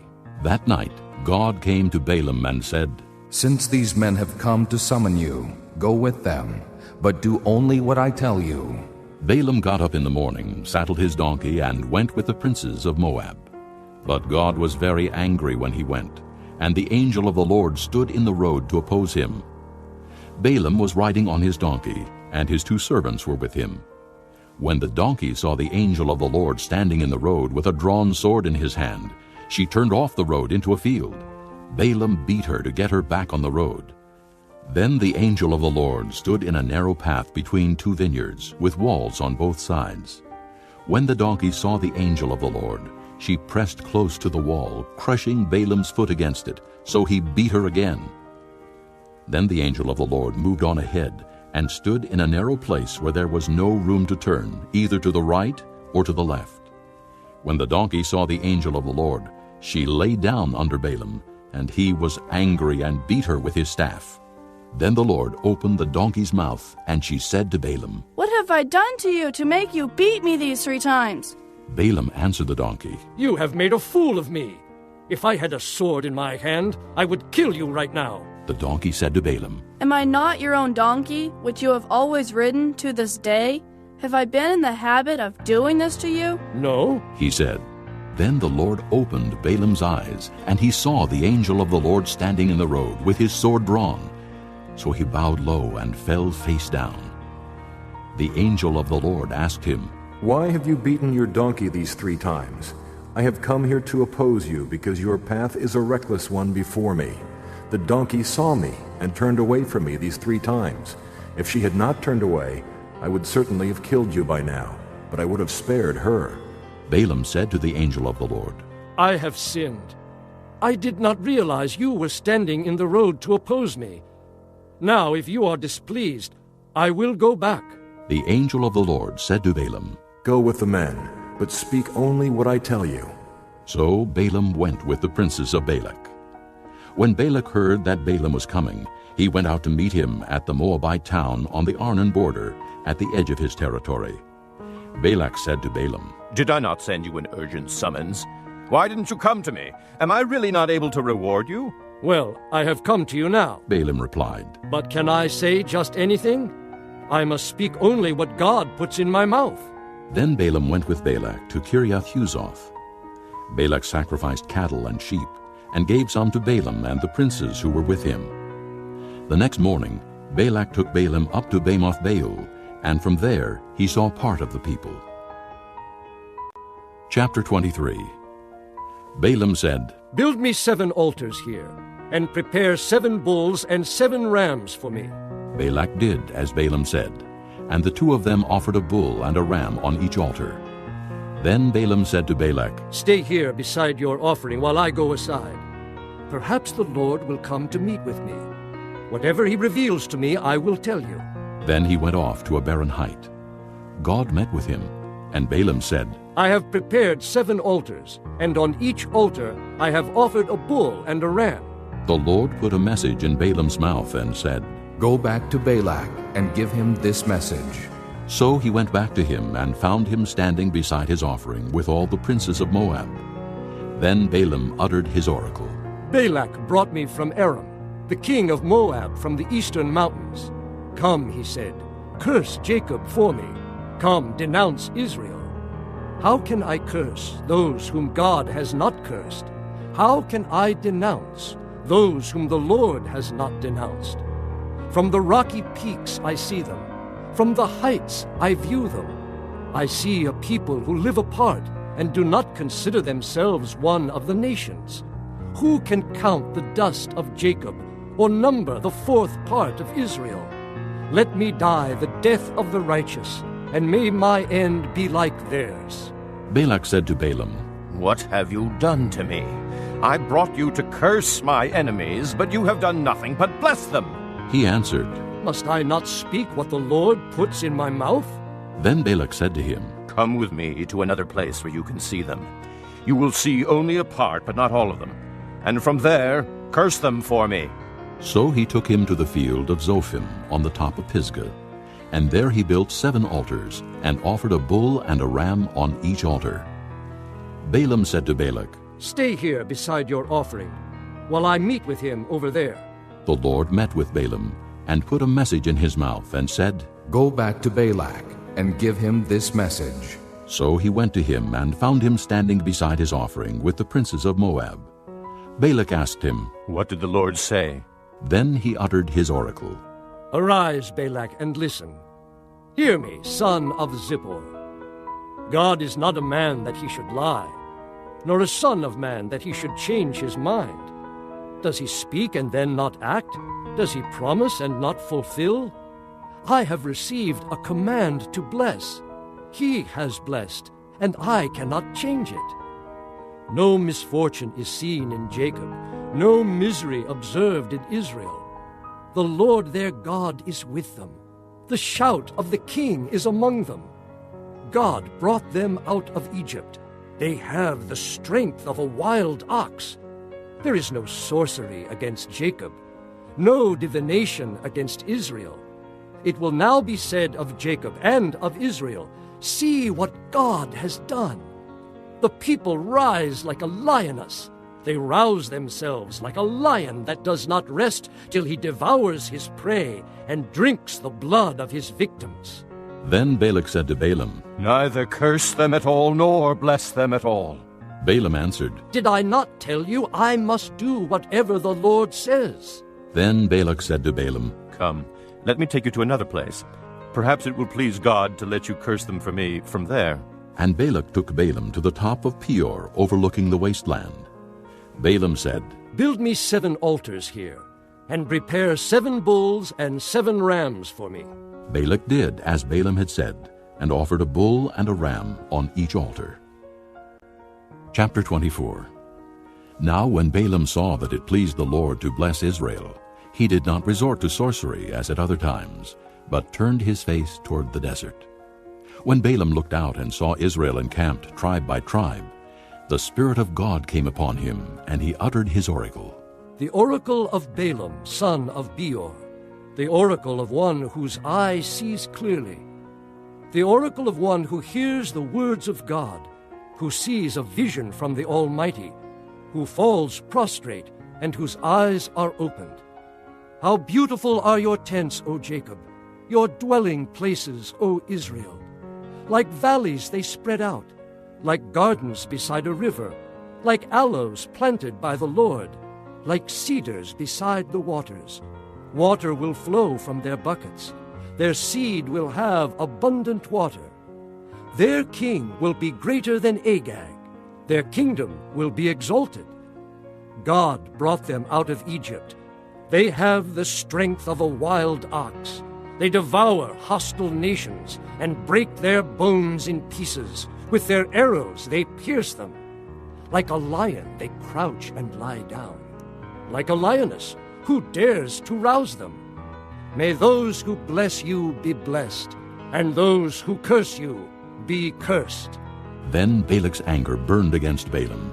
He struck his hands together and said to him, "I summoned you to curse my enemies, but you have blessed them these 3 times.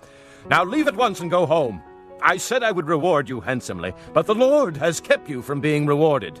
Balaam answered Balak, "Did I not tell the messengers you sent me?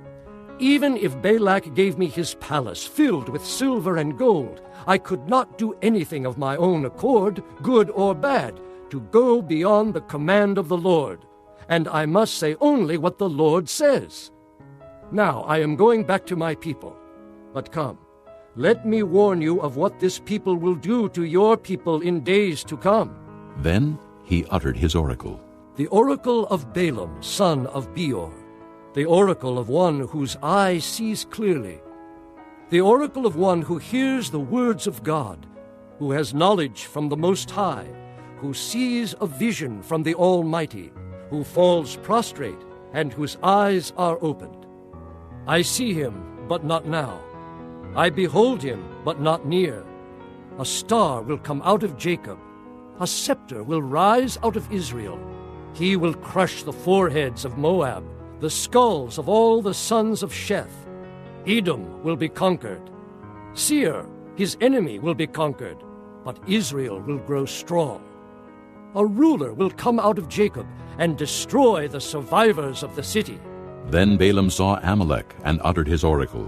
Amalek was first among the nations, but he will come to ruin at last. Then he saw the Kenites and uttered his oracle. Your dwelling place is secure. Your nest is set in a rock. Yet you Kenites will be destroyed when Asher takes you captive. Then he uttered his oracle. Ah, who can live when God does this? Ships will come from the shores of Kittim. They will subdue Asher and Eber, but they too will come to ruin. Then Balaam got up and returned home, and Balak went his own way. This concludes Disc 9. Chapter 25. While Israel was staying in Shittim, the men began to indulge in sexual immorality with Moabite women, who invited them to the sacrifices to their gods. The people ate and bowed down before these gods. So Israel joined in worshiping the Baal of Peor, and the Lord's anger burned against them. The Lord said to Moses, "Take all the leaders of these people, kill them, and expose them in broad daylight before the Lord, so that the Lord's fierce anger may turn away from Israel." So Moses said to Israel's judges, "Each of you must put to death those of your men who have joined in worshiping the Baal of Peor." Then an Israelite man brought to his family a Midianite woman, right before the eyes of Moses and the whole assembly of Israel, while they were weeping at the entrance to the tent of meeting.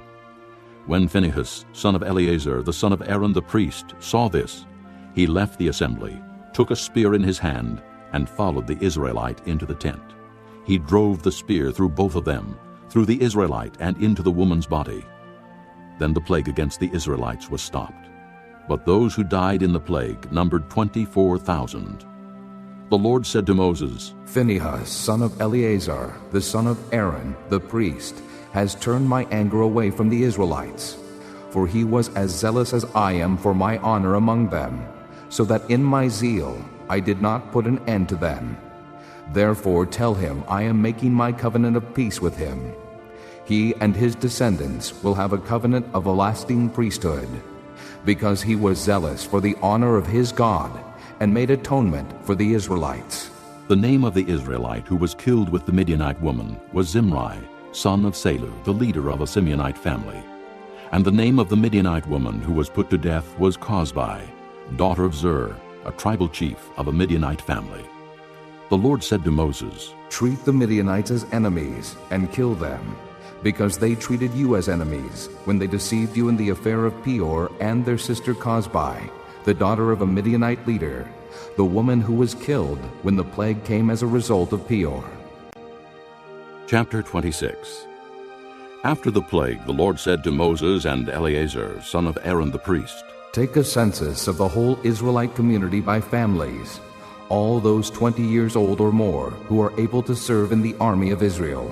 So on the plains of Moab, by the Jordan, across from Jericho, Moses and Eleazar the priest spoke with them and said, Take a census of the men 20 years old or more, as the Lord commanded Moses.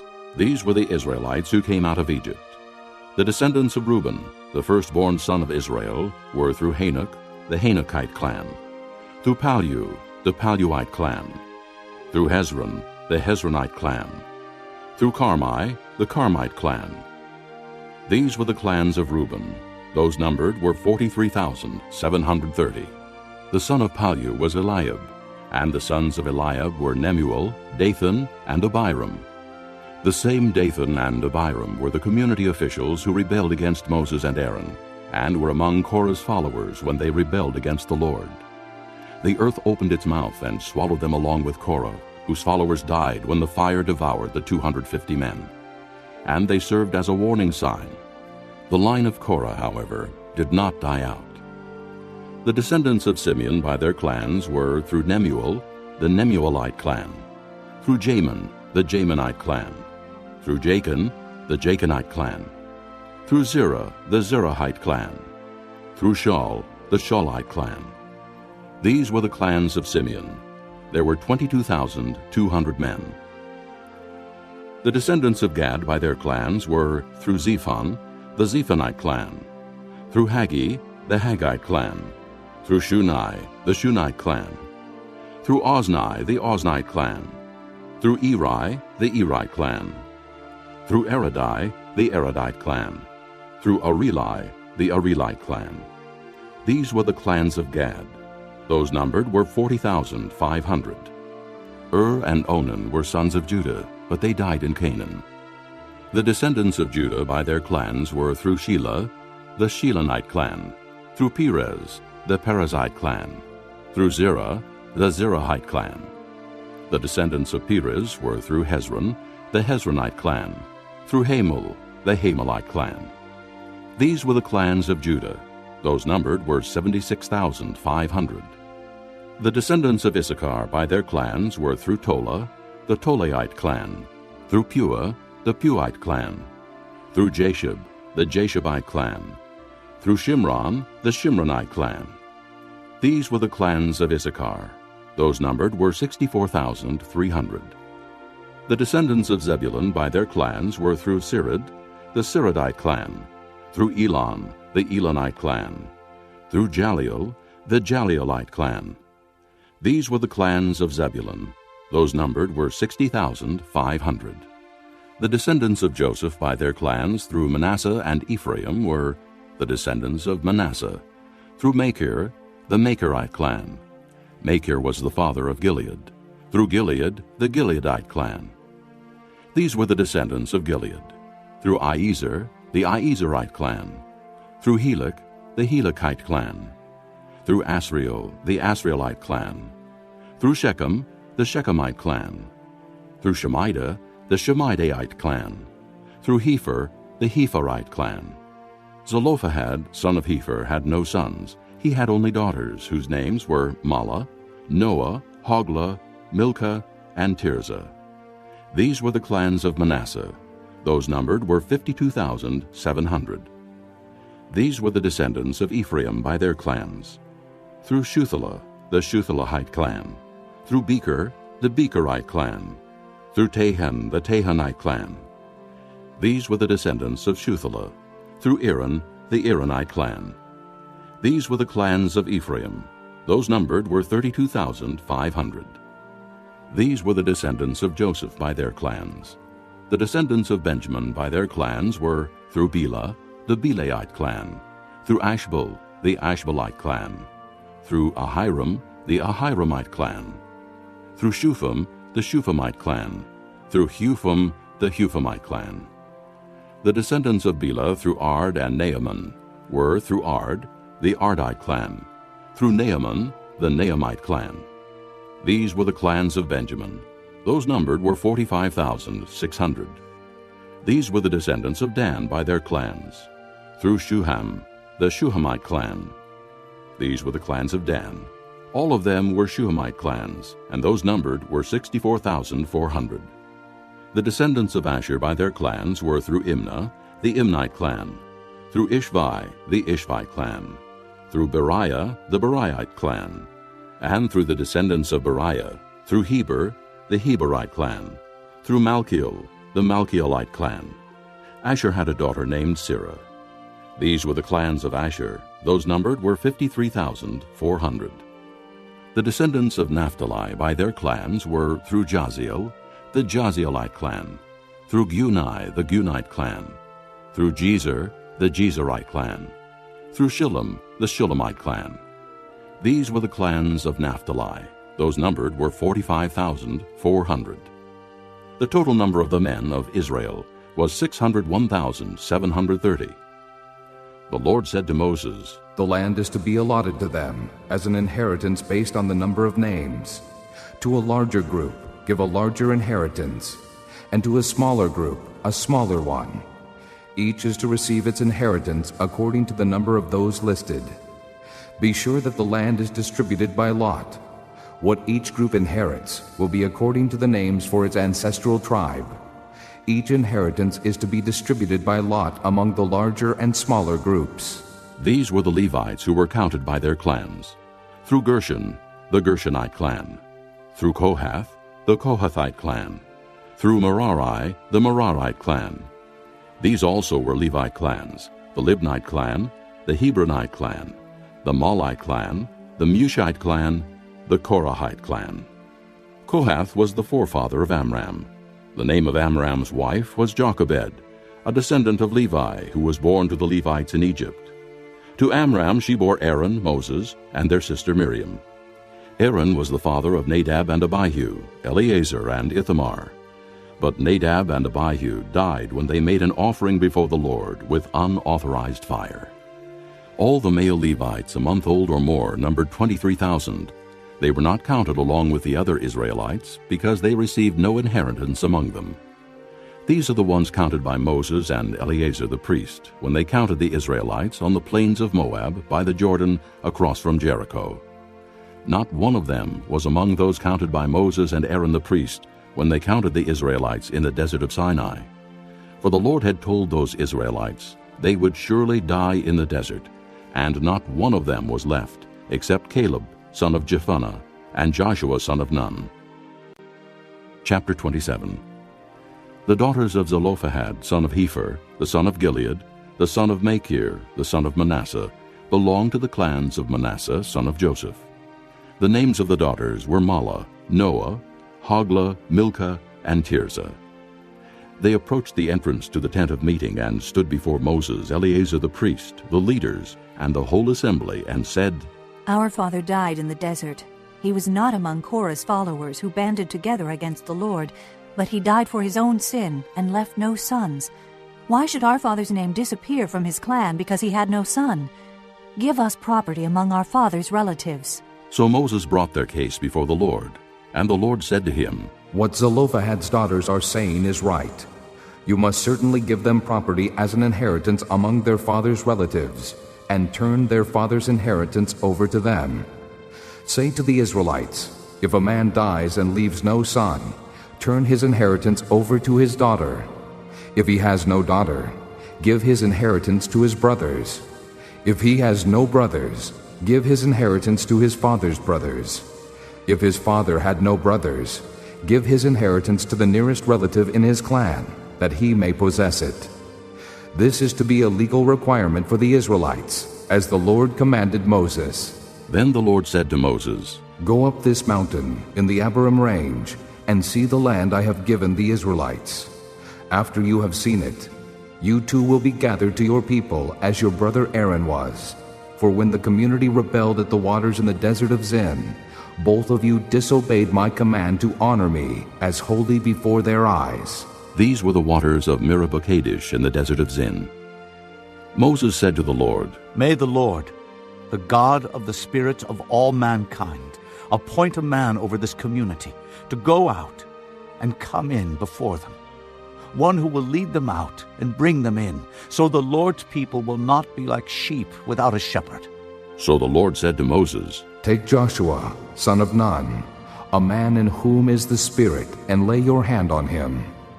Have him stand before Eleazar the priest and the entire assembly, and commission him in their presence. Give him some of your authority, so the whole Israelite community will obey him. He is to stand before Eleazar the priest, who will obtain decisions for him by inquiring of the Urim before the Lord.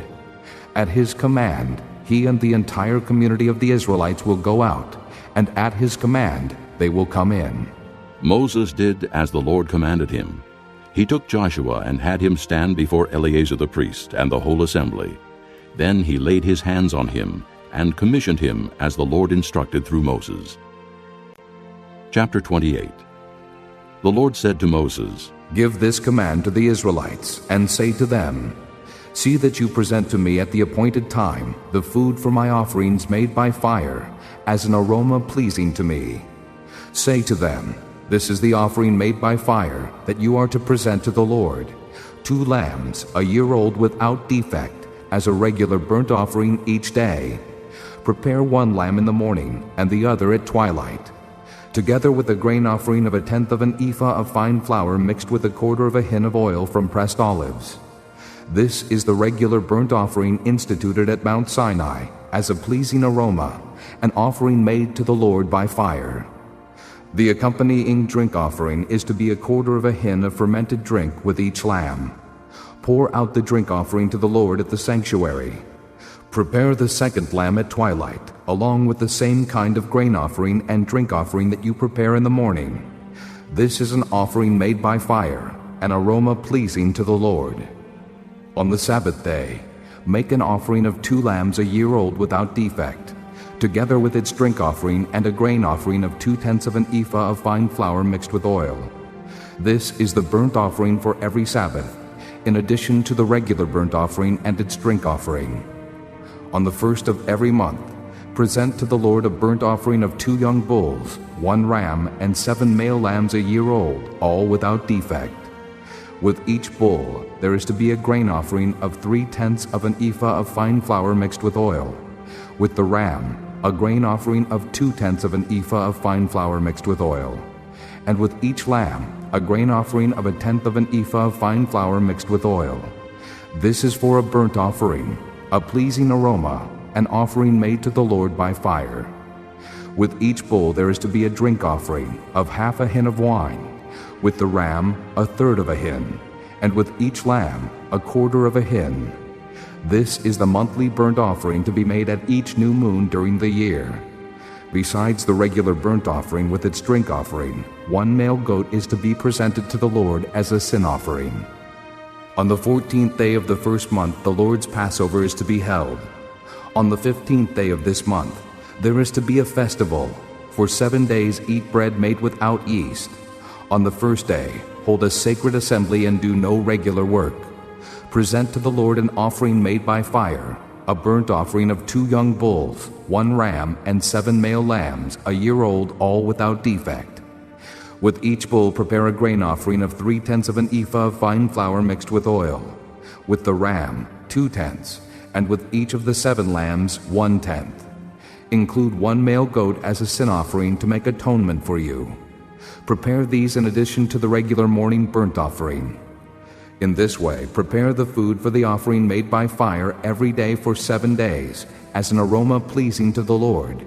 It is to be prepared in addition to the regular burnt offering and its drink offering. On the 7th day hold a sacred assembly and do no regular work. On the day of first fruits, when you present to the Lord an offering of new grain during the Feast of Weeks, hold a sacred assembly and do no regular work. Present a burnt offering of 2 young bulls, 1 ram, and 7 male lambs a year old, as an aroma pleasing to the Lord. With each bull there is to be a grain offering of 3/10 of an ephah of fine flour mixed with oil. With the ram 2/10, and with each of the 7 lambs 1/10. Include 1 male goat to make atonement for you. Prepare these together with their drink offerings, in addition to the regular burnt offering and its grain offering. Be sure the animals are without defect.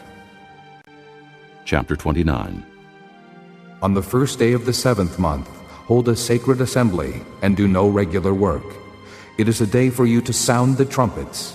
As an aroma pleasing to the Lord, prepare a burnt offering of 1 young bull, 1 ram, and 7 male lambs a year old, all without defect. With the bull, prepare a grain offering of 3/10 of an ephah of fine flour mixed with oil. With the ram, 2/10, and with each of the 7 lambs, 1/10. Include 1 male goat as a sin offering to make atonement for you. These are in addition to the monthly and daily burnt offerings with their grain offerings and drink offerings as specified. They are offerings made to the Lord by fire, a pleasing aroma. On the 10th day of this 7th month, hold a sacred assembly. You must deny yourselves and do no work. Present as an aroma pleasing to the Lord a burnt offering of 1 young bull, 1 ram, and 7 male lambs a year old, all without defect. With the bull, prepare a grain offering of 3/10 of an ephah of fine flour mixed with oil. With the ram, 2/10, and with each of the 7 lambs, 1/10. Include 1 male goat as a sin offering, in addition to the sin offering for atonement and the regular burnt offering with its grain offering and their drink offerings. On the 15th day of the 7th month, hold a sacred assembly and do no regular work. Celebrate a festival to the Lord for 7 days. Present an offering made by fire as an aroma pleasing to the Lord, a burnt offering of 13 young bulls, 2 rams, and 14 male lambs a year old, all without defect. With each of the 13 bulls, prepare a grain offering of 3/10 of an ephah of fine flour mixed with oil. With each of the 2 rams, 2/10, and with each of the 14 lambs, 1/10. Include 1 male goat as a sin offering in addition to the regular burnt offering with its grain offering and drink offering. On the 2nd day, prepare 12 young bulls, 2 rams, and 14 male lambs a year old, all without defect. With the bulls, rams, and lambs, prepare their grain offerings and drink offerings according to the number specified. Include 1 male goat as a sin offering in addition to the regular burnt offering with its grain offering and their drink offerings. On the 3rd day, prepare 11 bulls, 2 rams, and 14 male lambs a year old, all without defect. With the bulls, rams, and lambs, prepare their grain offerings and drink offerings according to the number specified. Include 1 male goat as a sin offering in addition to the regular burnt offering with its grain offering and drink offering. On the 4th day, prepare 10 bulls, 2 rams, and 14 male lambs a year old, all without defect. With the bulls, rams, and lambs, prepare their grain offerings and drink offerings according to the number specified. Include 1 male goat as a sin offering, in addition to the regular burnt offering with its grain offering and drink offering. On the 5th day, prepare 9 bulls, 2 rams, and 14 male lambs a year old, all without defect. With the bulls, rams, and lambs, prepare their grain offerings and drink offerings according to the number specified.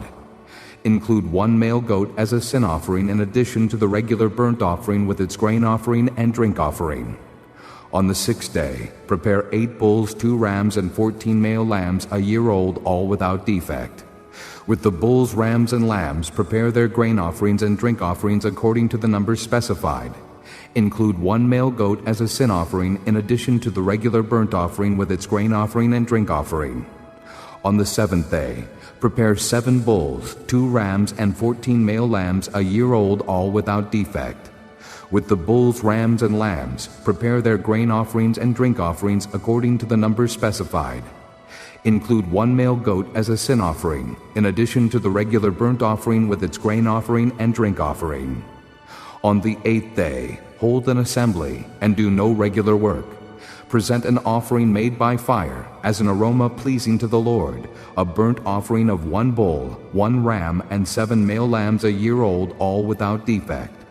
With the bull, the ram, and the lambs, prepare their grain offerings and drink offerings according to the number specified. Include 1 male goat as a sin offering, in addition to the regular burnt offering with its grain offering and drink offering. In addition to what you vow and your free will offerings, prepare these for the Lord at your appointed feasts, your burnt offerings, grain offerings, drink offerings, and fellowship offerings. Moses told the Israelites all that the Lord commanded him. Chapter 30. Moses said to the heads of the tribes of Israel, "This is what the Lord commands. When a man makes a vow to the Lord or takes an oath to obligate himself by a pledge, he must not break his word, but must do everything he said. When a young woman still living in her father's house makes a vow to the Lord, or obligates herself by a pledge, and her father hears about her vow or pledge, but says nothing to her, then all her vows and every pledge by which she obligated herself will stand. But if her father forbids her when he hears about it, none of her vows or the pledges by which she obligated herself will stand. The Lord will release her, because her father has forbidden her. If she marries after she makes a vow, or after her lips utter a rash promise by which she obligates herself, and her husband hears about it, but says nothing to her, then her vows or the pledges by which she obligated herself will stand. But if her husband forbids her when he hears about it, he nullifies the vow that obligates her, or the rash promise by which she obligates herself, and the Lord will release her. Any vow or obligation taken by a widow or divorced woman will be binding on her. If a woman living with her husband makes a vow or obligates herself by a pledge under oath, and her husband hears about it, but says nothing to her and does not forbid her, then all her vows or the pledges by which she obligated herself will stand. But if her husband nullifies them when he hears about them, then none of the vows or pledges that came from her lips will stand. Her husband has nullified them, and the Lord will release her. Her husband may confirm or nullify any vow she makes or any sworn pledge to deny herself. But if her husband says nothing to her about it from day to day, then he confirms all her vows or the pledges binding on her. He confirms them by saying nothing to her when he hears about them.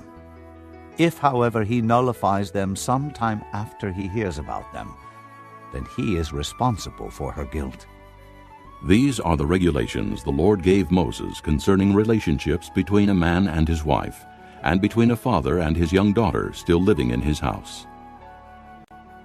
Chapter 31. The Lord said to Moses, "Take vengeance on the Midianites for the Israelites. After that, you will be gathered to your people." So Moses said to the people, "Arm some of your men to go to war against the Midianites, and to carry out the Lord's vengeance on them. Send into battle 1,000 men from each of the tribes of Israel." So 12,000 men armed for battle, 1,000 from each tribe, were supplied from the clans of Israel. Moses sent them into battle, 1,000 from each tribe, along with Phinehas, son of Eleazar the priest, who took with him articles from the sanctuary and the trumpets for signaling. They fought against Midian as the Lord commanded Moses, and killed every man. Among their victims were Evi, Rechem, Zur, Hur, and Reba, the 5 kings of Midian. They also killed Balaam, son of Beor, with the sword. The Israelites captured the Midianite women and children, and took all the Midianite herds, flocks, and goods as plunder. They burned all the towns where the Midianites had settled, as well as all their camps. They took all the plunder and spoils, including the people and animals, and brought the captive spoils and plunder to Moses and Eleazar the priest, and the Israelite assembly at their camp on the plains of Moab, by the Jordan across from Jericho. Moses, Eleazar the priest, and all the leaders of the community went to meet them outside the camp. Moses was angry with the officers of the army, the commanders of thousands and commanders of hundreds, who returned from the battle. "Have you allowed all the women to live?" he asked them. They were the ones who followed Balaam's advice, and were the means of turning the Israelites away from the Lord in what happened at Peor, so that a plague struck the Lord's people. Now kill all the boys, and kill every woman who has slept with a man, but save for yourselves every girl who has never slept with a man. All of you who have killed anyone or touched anyone who was killed must stay outside the camp 7 days. On the 3rd and 7th days, you must purify yourselves and your captives. Purify every garment as well as everything made of leather, goat hair, or wood." Then Eleazar the priest said to the soldiers who had gone into battle, "This is the requirement of the law that the Lord gave Moses. Gold, silver, bronze, iron, tin, lead, and anything else that can withstand fire must be put through the fire, and then it will be clean. But it must also be purified with the water of cleansing, and whatever cannot withstand fire must be put through that water. On the 7th day wash your clothes, and you will be clean. Then you may come into the camp. The Lord said to Moses, You and Eleazar the priest and the family heads of the community are to count all the people and animals that were captured. Divide the spoils between the soldiers who took part in the battle and the rest of the community. From the soldiers who fought in the battle, set apart as tribute for the Lord 1 out of every 500, whether persons, cattle, donkeys, sheep, or goats.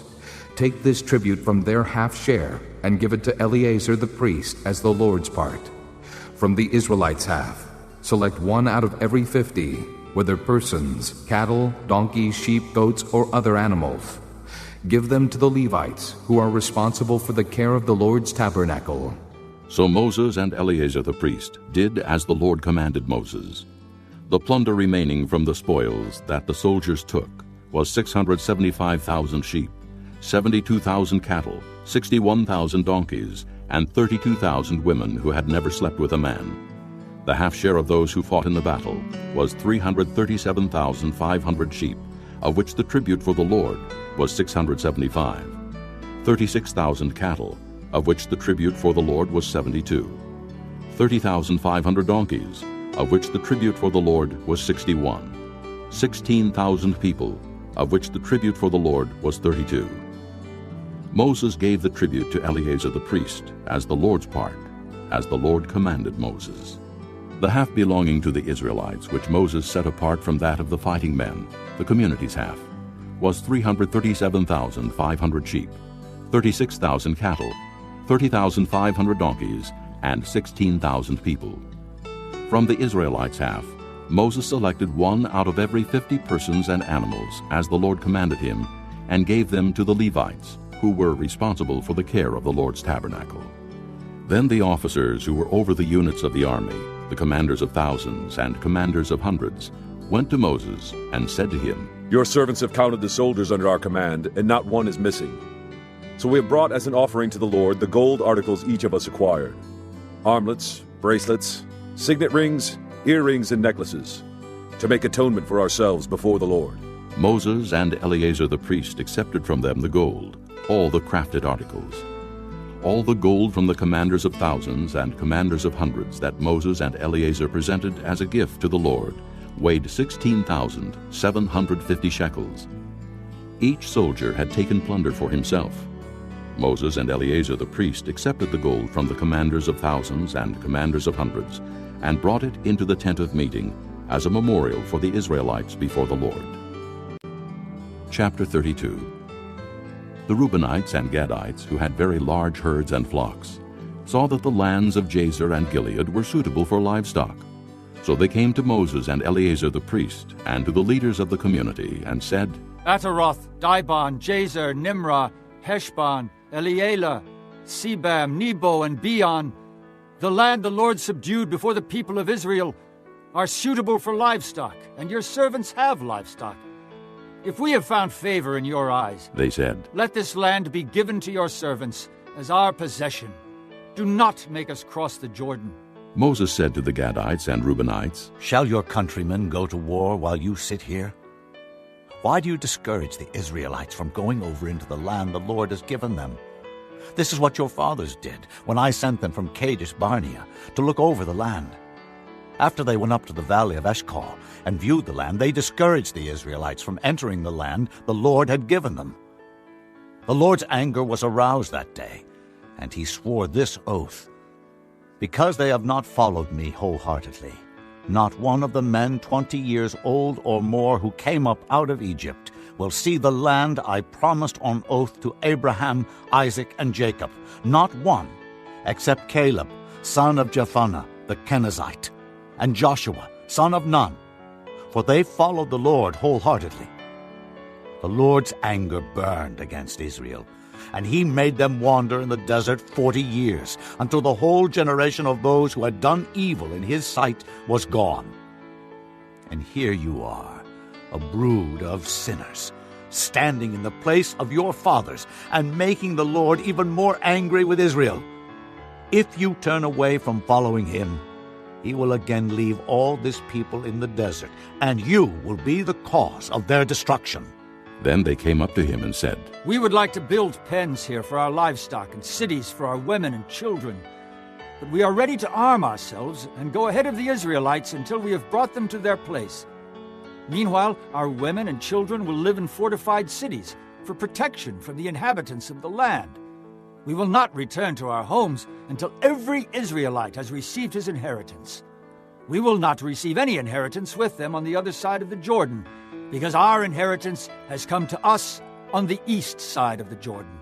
Then Moses said to them, If you will do this, if you will arm yourselves before the Lord for battle, and if all of you will go armed over the Jordan before the Lord until he has driven his enemies out before him, then, when the land is subdued before the Lord, you may return and be free from your obligation to the Lord and to Israel, and this land will be your possession before the Lord. But if you fail to do this, you will be sinning against the Lord, and you may be sure that your sin will find you out. Build cities for your women and children, and pens for your flocks, but do what you have promised." The Gadites and Reubenites said to Moses, "We, your servants, will do as our Lord commands. Our children and wives, our flocks and herds will remain here in the cities of Gilead. But your servants, every man armed for battle, will cross over to fight before the Lord, just as our Lord says." Then Moses gave orders about them to Eleazar the priest and Joshua son of Nun, and to the family heads of the Israelite tribes. He said to them, If the Gadites and Reubenites, every man armed for battle, cross over the Jordan with you before the Lord, then when the land is subdued before you, give them the land of Gilead as their possession. But if they do not cross over with you armed, they must accept their possession with you in Canaan. The Gadites and Reubenites answered, "Your servants will do what the Lord has said. We will cross over before the Lord into Canaan armed, but the property we inherit will be on this side of the Jordan." Then Moses gave to the Gadites, the Reubenites, and the half-tribe of Manasseh son of Joseph, the kingdom of Sihon, king of the Amorites, and the kingdom of Og, king of Bashan, the whole land with its cities and the territory around them. The Gadites built up Dibon, Ataroth, Aror, Atrath-Shophan, Jazer, Jogbehah, Beth-Nimrah, and Beth-Haran as fortified cities, and built pens for their flocks. And the Reubenites rebuilt Heshbon, Elealeh, and Kiriathaim, as well as Nebo and Baal-Meon, these names were changed, and Sibmah. They gave names to the cities they rebuilt. The descendants of Machir, son of Manasseh, went to Gilead, captured it, and drove out the Amorites who were there. So Moses gave Gilead to the Machirites, the descendants of Manasseh, and they settled there. Jair, a descendant of Manasseh, captured their settlements and called them Havoth-Jair. And Noba captured Kenath and its surrounding settlements and called it Noba after himself. Chapter 33. Here are the stages in the journey of the Israelites when they came out of Egypt by divisions under the leadership of Moses and Aaron. At the Lord's command, Moses recorded the stages in their journey. This is their journey by stages. The Israelites set out from Ramesses on the 15th day of the first month, the day after the Passover. They marched out boldly in full view of all the Egyptians who were burying all their firstborn, whom the Lord had struck down among them, for the Lord had brought judgment on their gods. The Israelites left Ramesses and camped at Succoth. They left Succoth and camped at Etham on the edge of the desert. They left Etham, turned back to Pi-hahiroth to the east of Baal-Zephon, and camped near Migdol. They left Pi-hahiroth and passed through the sea into the desert, and when they had traveled for 3 days in the desert of Etham, they camped at Merah. They left Merah and went to Elim, where there were 12 springs and 70 palm trees, and they camped there. They left Elim and camped by the Red Sea. They left the Red Sea and camped in the desert of Sin. They left the desert of Sin and camped at Dophkah. They left Dophkah and camped at Alush. They left Alush and camped at Rephidim, where there was no water for the people to drink. They left Rephidim and camped in the desert of Sinai. They left the desert of Sinai and camped at Kibroth-Hattaavah. They left Kibroth-Hattaavah and camped at Hazeroth. They left Hazeroth and camped at Rithmah. They left Rithmah and camped at Rimmon-Perez. They left Rimmon-Perez and camped at Libnah. They left Libnah and camped at Rissah. They left Rissah and camped at Kehelatha. They left Kehelatha and camped at Mount Shepher. They left Mount Shepher and camped at Harada. They left Harada and camped at Makheloth. They left Makheloth and camped at Tahath. They left Tahath and camped at Terah. They left Terah and camped at Mithkah. They left Mithkah and camped at Hashmonah. They left Hashmonah and camped at Moseroth. They left Moseroth and camped at Beni-Jaakon. They left Beni-Jaakon and camped at Horhagidgad. They left Horhagidgad and camped at Jotbathah. They left Jotbathah and camped at Abronah. They left Abronah and camped at Ezion-Geber. They left Ezion-Geber and camped at Kadesh in the desert of Zin. They left Kadesh and camped at Mount Hor on the border of Edom.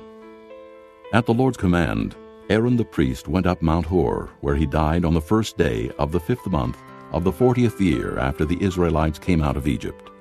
Aaron was 123 years old when he died on Mount Hor.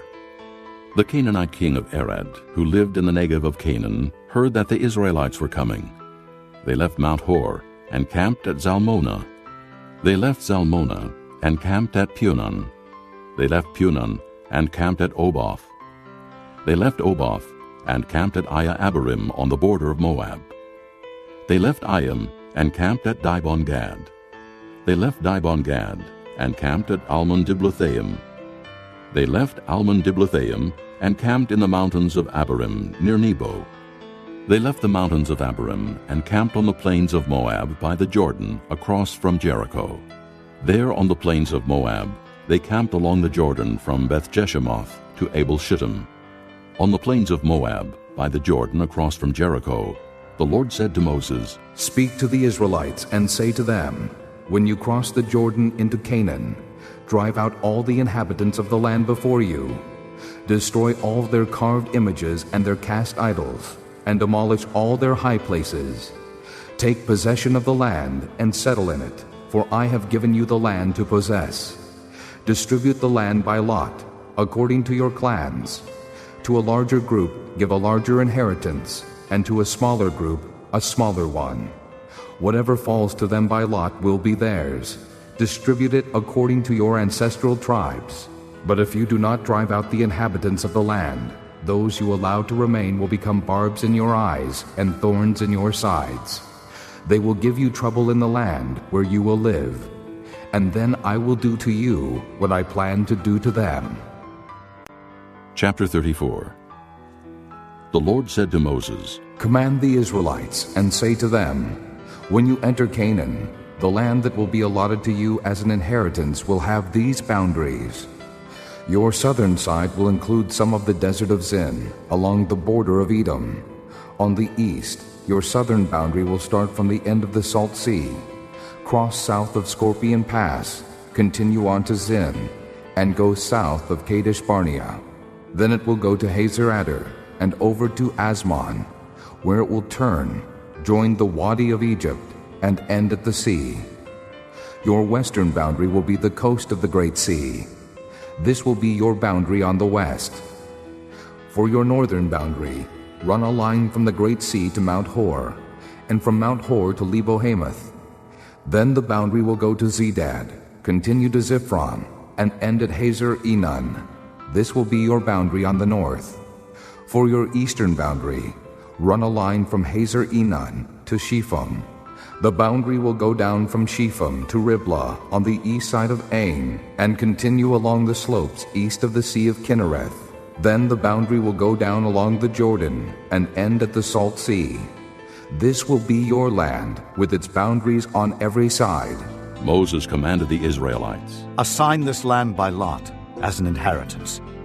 The Lord has ordered that it be given to the 9.5 tribes, because the families of the tribe of Reuben, the tribe of Gad, and the half-tribe of Manasseh have received their inheritance.